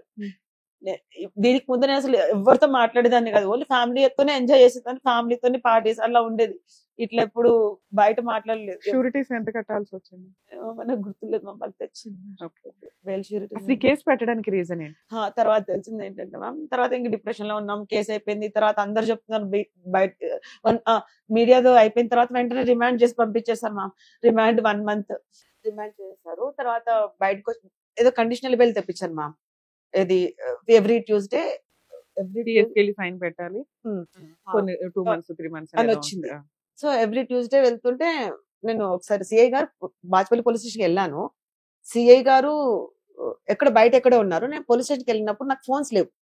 కేసు అయిన కొత్తలో అప్పుడే కదా రిమాండ్ నుంచి అయిపోయిన తర్వాత ఫోన్ లేదు నాకు మాట్లాడడానికి. సో సిఐ గారు, నేను పోలీస్ స్టేషన్కి వెళ్ళినప్పుడు సిఐకి ఎవరు ఇన్ఫార్మ్ చేస్తే తను వచ్చిందని. సో ఆ కానిస్టేబుల్ చెప్పారు. కానిస్టేబుల్ తో సిఐ గారు మాట్లాడి నాతో మాట్లాడరు. నాకు ఏంటని మాట్లాడితే చెప్పమ్మా నేను కొంచెం బయట ఉన్నాను, నేను అడగలేదు వాళ్ళకి ఇమ్మని కూడా, ఆయనే మాతో మాట్లాడించారు. అమ్మ నువ్వు నీకు ఒకటి చెప్పాలి, నువ్వు కాంప్రమైజ్ అయిపో, లేకపోతే నీ మీద పీడియాక్ పెడతాం, నాకు సిపి నుంచి ఏదైతే ఆర్డర్స్ వచ్చినాయి పీడియాక్ పెట్టమని నీ పైన అని చెప్పారు. పీడియాక్ట్ అంటే ఏంటి సార్ అన్నా అంటే, తర్వాత మళ్ళీ వచ్చాక చెప్పారు కాంప్రమైజ్ అవ్వమ్మా, ఇవన్నీ పేరు మీద ఉన్నాయని ట్రాన్స్ఫర్ చేసేసాయి, నువ్వేం తప్పు చేయలేదని నేను అక్రిటల్ ఇస్తాను. సరే, నీ పేరు మీద ఉన్నవి ఆయన పేరు మీదకి ట్రాన్స్ఫర్ చేస్తావు, మీ హస్బెండ్ పేరు మీద ఉన్నవి అదేం చెప్పలేదు, చెప్పలే. సో నీ పేరు మీద ఉన్నాయి ఇస్తే చాలు. నీ పేరు మీద ఎంత ఉన్నాయి తీపి కొడితే 2 CR ఉంటాయి. 2 CR నువ్వు ఇప్పుడు రిటర్న్ ఇస్తే ఆయన 50 lakhs తప్పు చేయలేదని నేను లెటర్ రాసిస్తాను, అది అక్విటల్. అవును, అది అన్నారు మ్యామ్, ప్రామిస్ అన్నారు. 8 days ఇల్లీగల్ డిటెన్షన్ లో కూడా ఏమన్నారంటే సిఏ గారు, నువ్వేం తప్పు చేయలేదని నాకు తెలుసు, నువ్వు ఇన్నోసెంట్ అని నాకు తెలుసులే, కాకపోతే ఏంటంటే మీ హస్బెండ్ విజయ్ తప్పు చేశాడని నువ్వు కోర్టులో జడ్జి ముందు చెప్పు అన్నారు మ్యామ్. అట్లా 3 to 4 times అడిగారు. సార్ అతను తప్పు చేసిండో లేదో నాకెలా తెలుసు సార్, నేనెలా చెప్తాను అన్నా. అంతే, నాకు 2-3 సార్లు అడిగేసి వదిలేసారు అంతే. తర్వాత మీరు సెటిల్ చేసుకోలేదు, కోర్టులో కేసు నడుస్తుంది, రిటర్న్ ఆఫ్ డాక్యుమెంట్స్ వేశారు. ఓకే, అసలు కేసు వేయడానికి రీజన్ చెప్పండి. ఇందులో మీకు అసలు ఏదో ఒక లింక్ లేకుండా, నేను ఇప్పుడు మీ మీద కేసు వేయలేదు కదా, మన ఇద్దరికి ఏదో లింక్ ఉండాలి. ఆర్డర్ లో వస్తే మీకు అర్థమైతే చెప్తున్నా, మళ్ళీ మధ్యలో చెప్తే ముందు మిస్ అవుతుంది కదా point. So every week police స్టేషన్కి వెళ్తూ ఉంటే కాంప్రమైజ్ అవని దాని మీద 133/2021 FIR అని పీడియాక్ట్ అని రాస్తాను మ్యామ్ బోర్డు పైన, రాసి నన్ను భయపడించడానికి. అంటే కాంప్రమైజ్ అవ్వకపోతే నీకు చెప్పాడు. ఎవ్రీ వీక్ అట్లా నాకు 4 months వచ్చింది, 4 months కండిషనల్ బెయిల్ వచ్చింది. సో నాతో పాటు ఒక హ్యూమన్ రైట్స్ అడ్వకేట్ సార్ వచ్చారు, భయపడుతున్నాను నేను ఇంకా. సో లేకపోతే నీ మీద పీడియాక్ట్ పెడతామమ్మా, నాకు ఆర్డర్ కూడా వచ్చేసింది, నేను చెప్పింది చేస్తాను, నీకు తెలుసు కదా, ఒకసారి ఫాల్స్ కేసు పెడతానంటే పెడతాను, నేను చెప్తే చేస్తాను కదా అని అన్నారు నాతో. సో నాతో అడ్వకేట్ గారు ఉన్నారు కదా అని చెప్పేసి, తర్వాత అట్లా మేము రిలాక్సేషన్ బెయిల్ వస్తుంది మ్యామ్. ఆ రిలాక్సేషన్ బెయిల్ వచ్చేంత వరకు సరే సార్ అవుతాం కొంచెం డెసిషన్ తీసుకుంటాము, అవుతాంలేండి, కొంచెం ఆలోచించుకొని అవుతాంలే అని చెప్పిన తర్వాత మాకు రిలాక్సేషన్ బెయిల్ వచ్చేసరికి మేము పోలేదు కాబట్టి. సో ఇది థ్రెట్ చేస్తున్నాడు కదా మ్యామ్, ఏమని కాంప్రమైజ్ లేకపోతే పీడియాక్ట్ అంటే భయపడిపోతున్నా, భయంకర చాలా మంది అడ్వకేట్స్ తో చెప్తే ఏమన్నారంటే, పెట్టని అమ్మా చూద్దాం, 1 case కి ఎలా పెడతారు, పెట్టిన తర్వాత మీరేం సార్ చూసేది, ఆల్రెడీ ఒకటి పెట్టి చూపించారు కదా, పెట్టిన తర్వాత మీరేం చూస్తారు, పీడియాక్ట్ పెట్టిన తర్వాత. పీడియాక్ట్ పెట్టారా? ఒక కేసు పీడియాక్ట్ ఉండదమ్మా. రిపీటెడ్ క్రైమ్ చేస్తూ చీటింగ్ చేస్తున్న వ్యక్తులు నెంబర్ ఆఫ్ కేసెస్ ఉంటుంటే వాళ్ళని కంట్రోల్ చేయడం కోసం పీడియాక్ట్ కింద పెడతారు. అలా అని పెట్టగానే మీకు తెలుస్తూ ఉంటది. ఆయన చేతుల పవర్ కదా మ్యామ్, ఇది ఎట్లా చేసిండో అని చాలా భయపడిపోవాలి. ఒక అడ్వకేట్ సార్ వండుకొని WP వేసేసాం మ్యామ్. 4155 ఇక్కడే ఉంది 2021. థ్రెట్ పోలీస్ ఆయన థ్రెట్ చేస్తున్నారు, కాంప్రమైజ్ అవ్వమని చెప్పేసి అని అంటే అప్పటి నుంచి నా జోలికి రావట్లేదు. అది ఆ ఎపిసోడ్. తర్వాత నేను ఇంకా అందరు చెప్తున్నారు మీడియాలో నీ గురించి వర్స్ వచ్చింది, మా మేట్స్ కొంతమంది అందరు చెప్తున్నారు నీ గురించి అంత బ్యాడ్ గా చెప్తున్నారు అంటే నిజంగా నేను ఈ యూట్యూబ్ ఓపెనే చేయలేదు మ్యామ్. ఎందుకంటే అది చూస్తే నేను ఎక్కడ ఏం చేసుకుంటానో అంత బ్యాడ్ గా చెప్పారని చెప్పి నిజంగా ఒక 2 years కి ఓపెన్ చేస్తాను, 1.5 year 2 years యూట్యూబ్ లో నా గురించి ఏం చెప్పారు, మీడియాలో ఏం చెప్పారు అప్పుడు అన్ని ఛానల్స్ అని రివైజ్ చేసి చూసాను. తర్వాత ఇంకెంతసేపు ఎవరు అంత ఫుల్ఫిల్ గా చేయకపోతే ఇంకా నేను కేసు తీయడం నేను స్టార్ట్ చేశాను. వీళ్ళు ఏం రాశారు, ఏమేమి నా మీద రాశారు అని చెప్పేసి అప్పటి నుంచి ఈచ్ అండ్ కంప్లైంట్ కాపీ మొత్తం చదివాను. అది చదివితే నాకే షాక్ ఉంది మ్యామ్. అంత ఘోరంగా చీట్ అంటారు. ఇప్పుడు రిమాండ్ కేసు జరిగి మీరు చూడండి, 1 పేజీలోనేమో నేను వైఫ్ అని రాశారు. ఈవెన్ ఎఫ్ఐఆర్ లోనే పోలీసులే రాశారు వైఫ్ అని. మళ్ళీ నెక్స్ట్ పేజ్ లోనేమో రిమాండ్ కేసు నెక్స్ట్ పేజ్ లో లివింగ్ రిలేషన్ అంటారు. ఒక దాంట్లోనేమో మా హస్బెండ్ బారోడ్ అమౌంట్ తిరిగి ఇచ్చేస్తానన్నారంట. అది నాకు కూడా తెలియదు. బారోడ్ అమౌంట్ తిరిగి ఇచ్చేస్తానని మా హస్బెండ్ చెప్పారంట సూసైడ్ ముందు అని వాళ్ళే రాశారు పోలీస్ వాళ్ళు. ఆ draft advocate cross examination prove అవుతాయి. నిజమేంటి అసలు మీ మధ్య జస్ట్ ఫ్యామిలీ ఫ్రెండ్స్ ఒక మీ మీద ఈ కేసు వేయడానికి రీజన్ ఏంటి? 10 lakhs వరకు వేయొచ్చు మేడం అని మీరు అన్నారు ఇందాక, అది చిన్న అమౌంట్. అది అసలు అలాంటి ఒక కమ్యూనికేషన్ ఎలా ఉంది, ఫైనాన్షియల్ కమ్యూనికేషన్ మీ మధ్య? ఆ 10 lakhs కూడా మా హస్బెండ్ 2019 లో నాకు తెలియదు మ్యామ్. నాకు అతను ఎక్కువ మాట్లాడింది లేదు. అతనితో మాట్లాడింది కరోనా టైంలో, లాక్డౌన్ టైంలో, వాళ్ళ కూతురు బర్త్డే టైంలో కొంచెం మాట్లాడారు అంతే. వాళ్ళ కూతురు బర్త్డే నన్ను మీకు అతనికి ఎటువంటి కాల్ రికార్డ్స్ మీరు ఏమైనా తీసుకోండి మ్యామ్. 2019 ఆయన మీ అకౌంట్ లో ఇదిగో అని వేసింది కానీ మీరు అడుగుతుంది అది 10 lakhs అప్పుడు నేనైతే అడగలేదు. అకౌంట్ ట్రాన్సాక్షన్ ఉన్నది 2019 మాత్రమే, అది 10 lakhs మీ అకౌంట్ లో ఉన్నది. ఇది మీ హస్బెండ్ కి ఆయనకున్న ట్రాన్సాక్షనే తప్ప మీకు ఈయనకి ఏం పర్సనల్ గా బిజినెస్ గానీ, చీటింగ్ గానీ, అప్పు గానీ ఏమీ లేదు. ఆయన ఆ 10 lakhs ప్లస్ ఇంట్రెస్ట్ అడగొచ్చు కదా. ఎందుకు మొత్తం సీజ్ చేసి ఒక అమ్మాయిని అరెస్ట్ చేసి పట్టుకెళ్లే అంత చేయడానికి రీజన్ ఏంటి? ఇంత కక్ష ఎందుకు? నాకు కూడా ఫ్యాక్ట్ తెలీదు. తర్వాత నేను స్టడీ చేసిన ఫ్యాక్ట్ చెప్పండి, అది చెప్పండి. మేము డౌట్ పడింది ఏంటంటే, తర్వాత ఫ్యాక్ట్స్ అని తెలుస్తున్నప్పుడు నాకు ఒక అడ్వకేట్ గారు చెప్పారు, ఇదంతా తీయమ్మా, మొత్తం ఈ డాక్యుమెంట్స్ అని అరేంజ్ చేయి, ఎవిడెన్స్ అన్ని క్రియేట్ చేసుకున్నాం, ఎవిడెన్స్ అరేంజ్ చేసి రెడీ పెట్టుకుందామని రెడీ పెట్టుకుంటే ఈవెన్ జూనియర్ అడ్వకేట్ కూడా మీకు కేసు చేయగలరు, అంత ఈజీగా ఉంది అని చెప్పారు. సో నేను ఎవిడెన్స్ అరేంజ్ చేయడానికి కోర్టు నుంచి ఎవిడెన్స్ ఉంటాయి కదా, ఆ ఎవిడెన్స్ ఏంటంటే అందరూ సూసైడ్ ఓపెన్ చేద్దాం అన్నారు. సూసైడ్ కేసు ఓపెన్ చేద్దాం అని కోర్టులోకి వెళ్తే ఎఫ్ఐఆర్ లేనే లేదు మా కోర్టులో. సూసైడ్ ఎఫ్ఐఆర్ లేదు. ఒక అడ్వకేట్ సార్ ఎందుకని ఎంఆర్ఓ ఆఫీస్ కి లెటర్ పెట్టాడు, అక్కడ ఏమైనా ఉండొచ్చేమో, సూసైడ్ ఎఫ్ఐఆర్ కదా అక్కడ ఉండొచ్చేమో అని చెప్పేసి ఎంఆర్ఓ లెటర్ కూడా ఇచ్చారు. మా ఇక్కడ ఎఫ్ఐఆర్ సంబంధించిన ఫైలే లేదు, ఆ ఎఫ్ఐఆర్ లేదని అది కూడా ప్రూఫ్ ఉంది, ఎంఆర్ఓ ఇచ్చిన లెటర్ కూడా ఉంది. నాకు పాయింట్ క్యాచ్ అవ్వాలి. ఇంకా నేను అనుకుంటున్నాను ఇప్పుడు రమ్య గారు మీకు 10 లక్షలు ఇచ్చారు, మీ హస్బెండ్ చనిపోయారు, మీ హస్బెండ్ కే ఇచ్చాను అనుకో, నేను ఫైట్ చేస్తే నా దగ్గర ప్రామిసరీ నోట్లు లేవు, చెక్కులు లేవు, ఏమీ లేవు. సో అతను చనిపోయాడు, అతను ఒప్పుకోడు. అతను ఒప్పుకున్నప్పుడు నేను వాళ్ళ వైఫ్ ని పట్టుకోవాలి, లేకపోతే లివిన్ లో ఉన్న ఫ్రెండ్ ని పట్టుకోవాలి. నేను మిమ్మల్ని వచ్చి అడగొచ్చు, మీ బ్యాక్గ్రౌండ్ లో ఏమీ లేదు. అదే నేను కామన్ గా చేసే ఫస్ట్ పని ఏంటి, నేను ఎందుకు పోలీస్ స్టేషన్ చుట్టూ తిరగడం, నాకు టైం వేస్ట్ కదా. వచ్చి మిమ్మల్ని అడగొచ్చు. నేను అడిగేటప్పుడు ఎట్లా ఉంటది, ఆల్రెడీ 3 vehicles ఉన్నాయి, నువ్వు ఇవ్వనంటే ఒక BMW పట్టుకుని వెళ్ళిపోతారు, నా 10 lakhs నాకు వచ్చేస్తాయి కదా. అప్పుడు నువ్వు నేను పోట్లాడుకుని పోలీస్ స్టేషన్ కి వెళ్తే ఆన్లైన్ ట్రాన్సాక్షన్ చూపిస్తా, నాకు ఈజీ కదా. 10 lakhs కి 50 lakhs వచ్చేసినట్టే సెకండ్స్ లో అమ్మినా కూడా. అలాంటిది నేను మీతో కాంటాక్ట్ అవ్వకుండా ఆ అబ్బాయి చనిపోయినప్పుడు ఇంత చేయడానికి, ఒకవేళ నేను ఎస్టిమేట్ చేస్తే 3 రకాలు ఉంటాయి. ఒకటి, ఆ అబ్బాయి నీ వల్ల చనిపోయి ఉండాలి, నీ హెరాస్మెంట్స్, నీ డబ్బులు, ఈయన ఆయన క్లోజ్ ఫ్రెండ్స్ కాబట్టి నేను ఊరికే చెప్తాను అజంప్షన్స్ ఇవన్నీ. అతని మీద బెస్ట్ ఫ్రెండ్, వాళ్ళ అమ్మా నాన్న పట్టించుకోరు కాబట్టి ఈయన మిమ్మల్ని ఇబ్బంది పెట్టడానికి, అంటే ఈవిడ డబ్బు డబ్బు డబ్బు అని ఆయన పీకుతుంది, అతను ఎన్ని రకాల అప్పులు చేసేసాడు. సో ఈ అమ్మాయిని అతని మానసిక ప్రశాంతత కోసం, ఆత్మశాంతి కోసం ఈవిడ పీకు తినాలి అని. ఎందుకంటే సహజంగా కొన్ని లక్షణాలు ఉంటాయి. నేను ఇందాక చెప్పింది సహజ లక్షణం. ఏమని, అమ్మా నువ్వు నాకు అప్పు ఉంటే, లేకపోతే మీ ఆయన నాకు అప్పు ఉంటే నేను ఫస్ట్ నేను అడుగుతాను వచ్చి, నిన్ను అడగట్లేదు. నెక్స్ట్ నాకు తగ్గ లీగల్ ప్రాసెస్ ఏమి స్టార్ట్ చేయకుండా డైరెక్ట్ అంత అష్టదిగ్బంధం చేసేయాల్సిన అంత పెద్ద కేసు కాదు అనేది నా ఉద్దేశం. అలా జరగాలి అంటే కొన్ని ఇట్లాంటివి ఏమైనా ఉండాలి. 2, మీకు ఆయనకి ఏమన్నా సెక్సువల్ అబ్యూజ్ ఎప్పుడన్నా మీరు జరిగి ఉంటే, మీకు మీ అన్న అనే వ్యక్తితోటి, అంటే మిమ్మల్ని ఏమన్నా అట్లా ట్రై చేస్తే మీరు బ్లాక్ మెయిల్ చేయడం గానీ, ఇంకోసారి అట్లా చేస్తే ఊరుకోనంటే ఆ కక్ష పెట్టేసుకొని ఆయన, అంటే డబ్బు కోసం కాదండి నేను అన్నది, మా హస్బెండ్ తో చెప్తాను నువ్వు నా దగ్గరికి రావద్దు, నువ్వు ఇట్లా ఎక్సీడ్ అయి మాట్లాడొద్దు అనేది. ఎందుకంటే రిలేషన్ కాపాడుకోవాలి కాబట్టి మీ హస్బెండ్ కి తెలిస్తే బాగుండదు. ఈయన ఆల్రెడీ మిమ్మల్ని కరెక్ట్ చేస్తున్నట్టు, మీరు మీ మధ్య రిలేషన్ ఉందని నేను అనుకున్నా. ఒకవేళ అలా మీరు స్ట్రిక్ట్ కాబట్టి, నువ్వు నా దగ్గరకు వచ్చావంటే ఊరుకొని మా ఆయనకి చెప్తాను, ఈసారి నీ తోలు తీస్తానంటే వీడు ఆ కక్ష పెట్టుకొని, ఇప్పుడు బ్యాక్గ్రౌండ్ లో ఈ అమ్మాయికి ఎవరు లేరు, వాళ్ళ ఆయన పోయాడు కాబట్టి ఇవన్నీ లాగేసుకుని ఈ రకంగా కక్ష తీర్చుకుందాం అనుకోవడం ఒకటి. ఇవన్నీ నిజాలు కాదండి, అజంప్షన్స్. ఇంకా 3వది, మీరు ఆయన ట్రాప్ చేసి నాకు డబ్బులు ఇవ్వని క్యాష్ రూపంలో ఏమన్నా తీసేసుకుంటే అమ్మని ఈ పిల్ల గట్టిగా వాడేసింది నన్ను, ఇప్పుడు వాళ్ళ ఆయన చనిపోయాడు, ఇది జెండా ఎత్తి వెళ్ళిపోద్ది, ఇవన్నీ నేను ఇప్పుడు పట్టుకోవాలి, ఎందుకంటే ఒకసారి మీరు వెళ్ళిపోయిన తర్వాత మిమ్మల్ని పట్టుకోవడం కుదరదు అని మొత్తం బ్లాక్ చేయడం. ఇట్లా ఏదో ఒకటి అవ్వాలి. ఈ మూడు లేవు మీరు చెప్తున్న దాంట్లో. ఉత్తినే ఒక అమ్మాయిని ఇంత అష్ట దిగ్బంధం చేసి పోలీసులు ఉత్తినే పోలీసులు సర్వీస్ చేయరండి బాబు. నేను నిజాలు మాట్లాడితే బాగుండదు. నాకు కూడా తెలిసింది మ్యామ్ ఫ్యాక్ట్స్. అంటే లోపల అంత ఉంటుంది. ఒక పని పర్ఫెక్ట్ గా చేయించుకోవాలి అంటే చాలా కష్టపడాలి.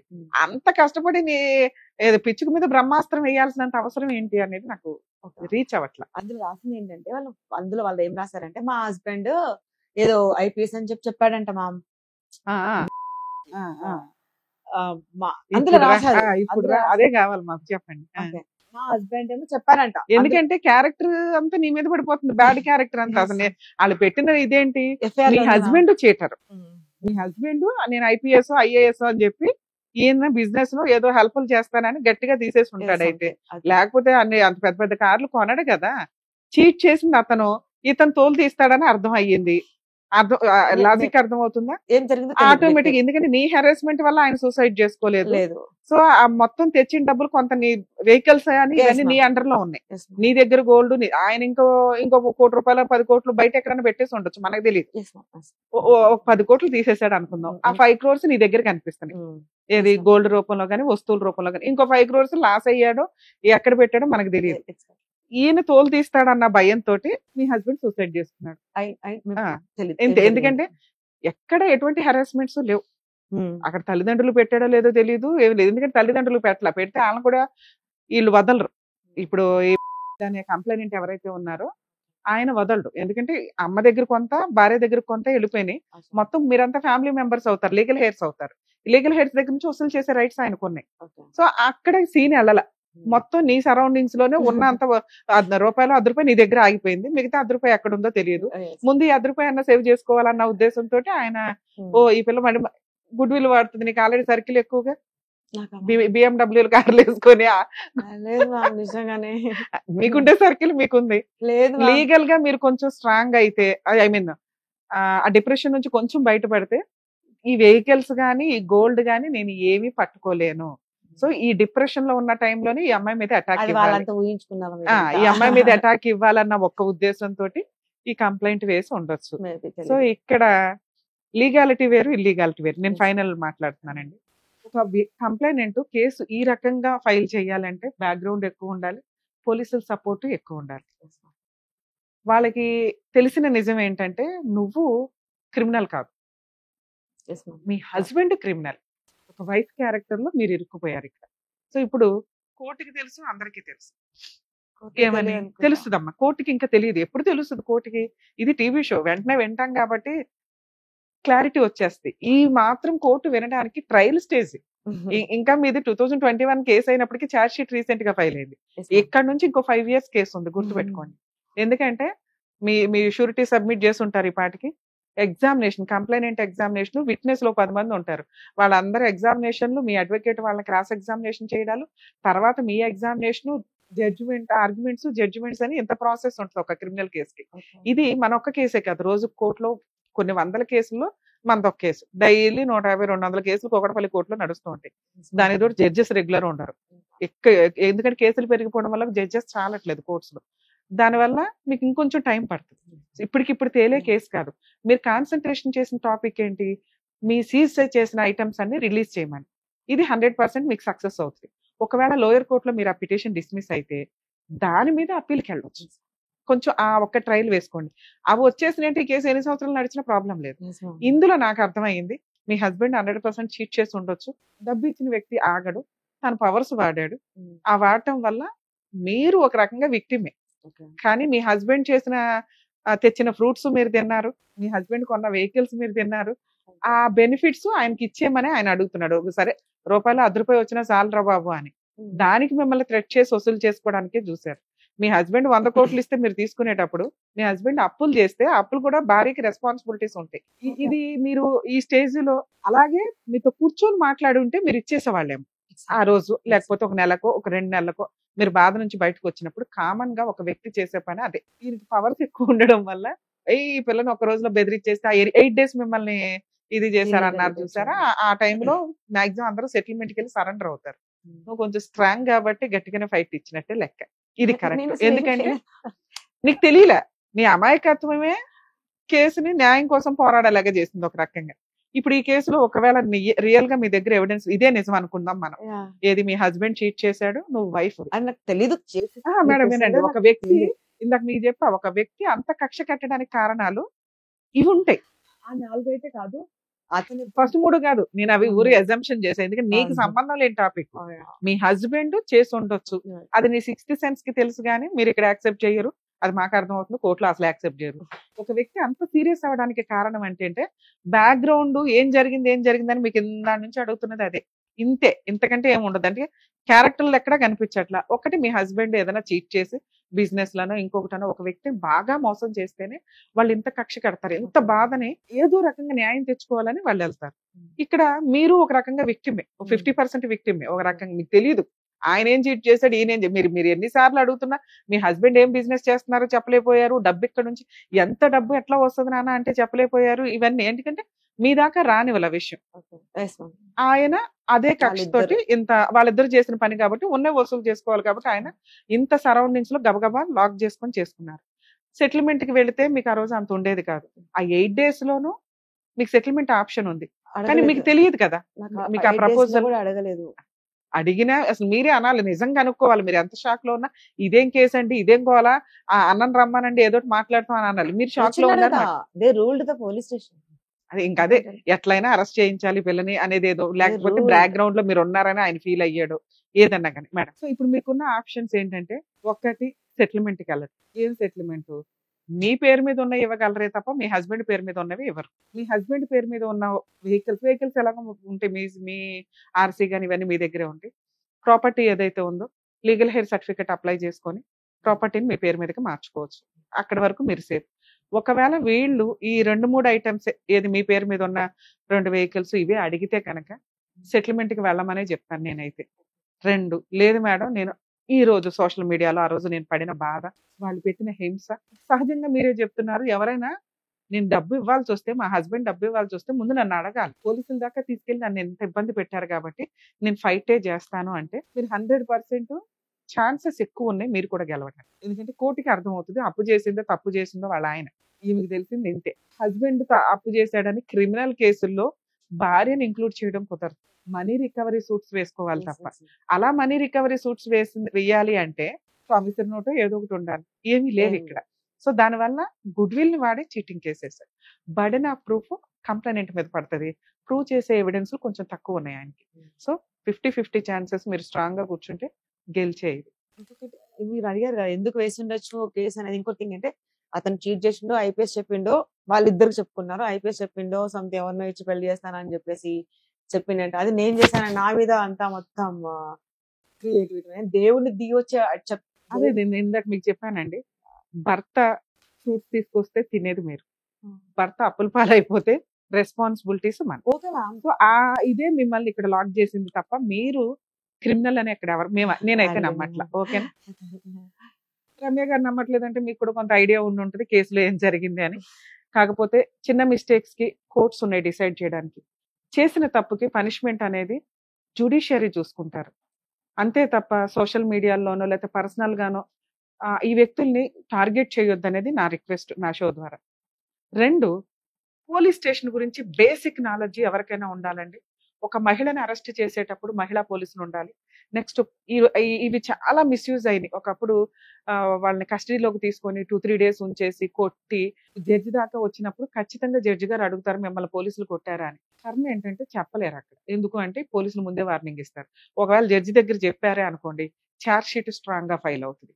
ఈ భయాలతోటే 99% ఎవరైతే అరెస్ట్ అయిన వ్యక్తులు ఉంటారో వాళ్ళు జడ్జికి నిజం చెప్పరు. జడ్జెస్ కూడా తెలుసు, కానీ వ్యక్తి నిజం చెప్పినప్పుడు జడ్జెస్ కూడా ఏం చేయలేరు. ఒకవేళ మీది నిజంగా అన్యాయమైన కేసు అంటే కనుక ఖచ్చితంగా వాయిస్ రేస్ చేయండి. ఇలా పోలీస్ స్టేషన్స్ లో ఎక్కువ ఇబ్బందులు జరుగుతున్నాయి అని చెప్పి 24 hours లో ఒక వ్యక్తిని అరెస్ట్ చేస్తే కోర్టులో ప్రొడ్యూస్ చేయాలి. వన్స్ కోర్టుకి వెళ్ళారా మీరు సేఫ్. పోలీస్ స్టేషన్ లో ఉన్నంత వరకు ఏ క్షణానికి ఏం జరిగిందో తెలియదు, వాళ్ళు ఎట్లా రియాక్ట్ అవుతారు, ఏ రికమెండేషన్లు జరుగుతాయి ఏంటి అనేది. సో ఒక్కసారి అరెస్ట్ అయిపోయారు లేకపోతే జ్యుడిషియరీ ముందు మీరు ప్రొడ్యూస్ అయ్యారు అంటే కొంచెం సేఫ్ సైడ్ లోనే ఉంటారు. సో అందుకని పోలీస్ స్టేషన్స్ లో ఈ క్రైమ్ ను కంట్రోల్ చేయడానికి, లేకపోతే ఇటువంటి తప్పుడు పనులు కంట్రోల్ చేయడానికి, అందరు పోలీసులు అట్లా ఉండరండి. మాక్సిమం మంచిగానే ఉంటారు, ఎక్కడో ఉంటారు. అట్లాంటి వాళ్ళ గురించి అందరికీ తెలిసిన విషయమే. ప్రతి పోలీస్ స్టేషన్ లోనూ సీసీ కెమెరాలు పెట్టారు. ఇన్ కేసు ఎవరన్నా కానీ మిమ్మల్ని 24 అవర్స్ దాటి ఉంచితే, అది మీకు నచ్చి ఓకే సెటిల్మెంట్ కోసం ఉంటే పర్వాలేదు తప్ప, ఫోర్స్ఫుల్ గా పోలీసులు లోపల సెల్లో పెట్టిన 24 అవర్స్ లో మీరు ప్రొడ్యూస్ చేయకపోయినా, కొంతమంది పోలీసులు ఏం చేస్తారంటే అరెస్ట్ చేసిన దగ్గర నుంచి 24 అవర్స్ ని అరెస్ట్ ని కొంచెం స్లోగా చూపిస్తారు, డిలేగా చూపిస్తారు, ఇంకో 5 అవర్స్ 6 అవర్స్. కొంచెం ఇవి కూడా మీరు కాన్సన్ట్రేట్ చేయండి. ప్రతి వ్యక్తి, అరెస్ట్ అయిన వ్యక్తి యొక్క రైట్ ఏంటి అంటే, మీరు మీ అడ్వకేట్ ని అప్రోచ్ అవ్వచ్చు. ఒకవేళ అట్లా అప్రోచ్ అవ్వనివ్వకపోయినా, కాంటాక్ట్ అవ్వనివ్వకపోయినా, మీ రిలేటివ్స్ ని ఇన్ఫర్మేషన్ ఇవ్వనివ్వకపోయినా, అంటే మీరు అరెస్ట్ అయ్యారు అనేది మీ రిలేటివ్స్ కి తెలియాలి. ఎందుకంటే వాళ్ళు కోర్టుకి రావాలా, బెయిల్స్ వేయాలా, మిమ్మల్ని సేవ్ చేయాలి. సో ఈ ప్రాసెస్ 24 అవర్స్ కి మించి మిమ్మల్ని కస్టడీలో ఉంచేసుకున్నా, లేకపోతే మిమ్మల్ని కొట్టినా, దయచేసి జడ్జెస్ కి చెప్పండి. ఎందుకంటే న్యాయం కోసం మీరే పోరాడలేకపోతే కోర్టులో ఇంకొంచెం డిలే అయిపోద్ది. మీరు ఈ టైంలోనే స్ట్రాంగ్ గా ఉండండి. పోలీసులు మమ్మల్ని తిట్టుకున్నా మాకు ప్రాబ్లం లేదండి, ఎందుకంటే ల్యాండ్ ఆర్డర్ లో ఏది ఉందో నేను అదే చెప్తున్నాను, మీకు అగైనెస్ట్ గా ఏం చెప్పట్లా. ల్యాండ్ ఆర్డర్ ప్రకారం అరెస్ట్ అయిన వ్యక్తి యొక్క రైట్స్ ఏంటో ఇవి. జడ్జి గారికి ఒకవేళ మిమ్మల్ని పోలీసులు కొడితే, పోలీసులు చెప్పొద్దు అని చెప్పినా కూడా మీరు కొంచెం ఆలోచించుకొని జడ్జికి చెప్పండి. ఎందుకంటే అలాంటి కొట్టిన పోలీసులు సస్పెండ్ అవుతారు. ల్యాండ్ ఆర్డర్ మీరు పర్ఫెక్ట్ గా యూజ్ చేసుకోకుండా కోర్టులో న్యాయం జరగలేదు, ఇక్కడ న్యాయం జరగలేదు అని అనుకుంటే కుదరదు. అలాగే ఈ రోజున తను వచ్చి మాట్లాడుతున్న బాధ ఏదైతే ఉందో అది మేజర్ గా కోర్టు చూసుకుంటుంది. తను ఎంత తప్పు చేసింది, వాళ్ళ హస్బెండ్ ఏం తప్పు చేశాడు ఏంటి అనేది. రికమెండేషన్లతోటి మిస్యూజ్ అయిన ఒక రకమైన కేసు. 2, పబ్లిక్ లో పరువు పోయి కోర్టు ద్వారా పడే పనిష్మెంట్ కంటే ఎక్కువ అనుభవిస్తున్న అమ్మాయి. దయచేసి సోషల్ మీడియాలో గానీ ఎక్కడైనా గానీ ఒక స్త్రీని గానీ, ఒక వ్యక్తిని గానీ, స్త్రీ ఏంటి ఎవరైనా గానీ, ఒక మనిషిని, జెంట్ అయినా లేడీ అయినా, ఈ రోజున అందరూ ఒకటే. వాళ్ళ యొక్క పర్సనల్ లైఫ్ ని రోడ్ల మీద పెట్టొద్దని రిక్వెస్ట్. ఆల్ ది బెస్ట్ అండి.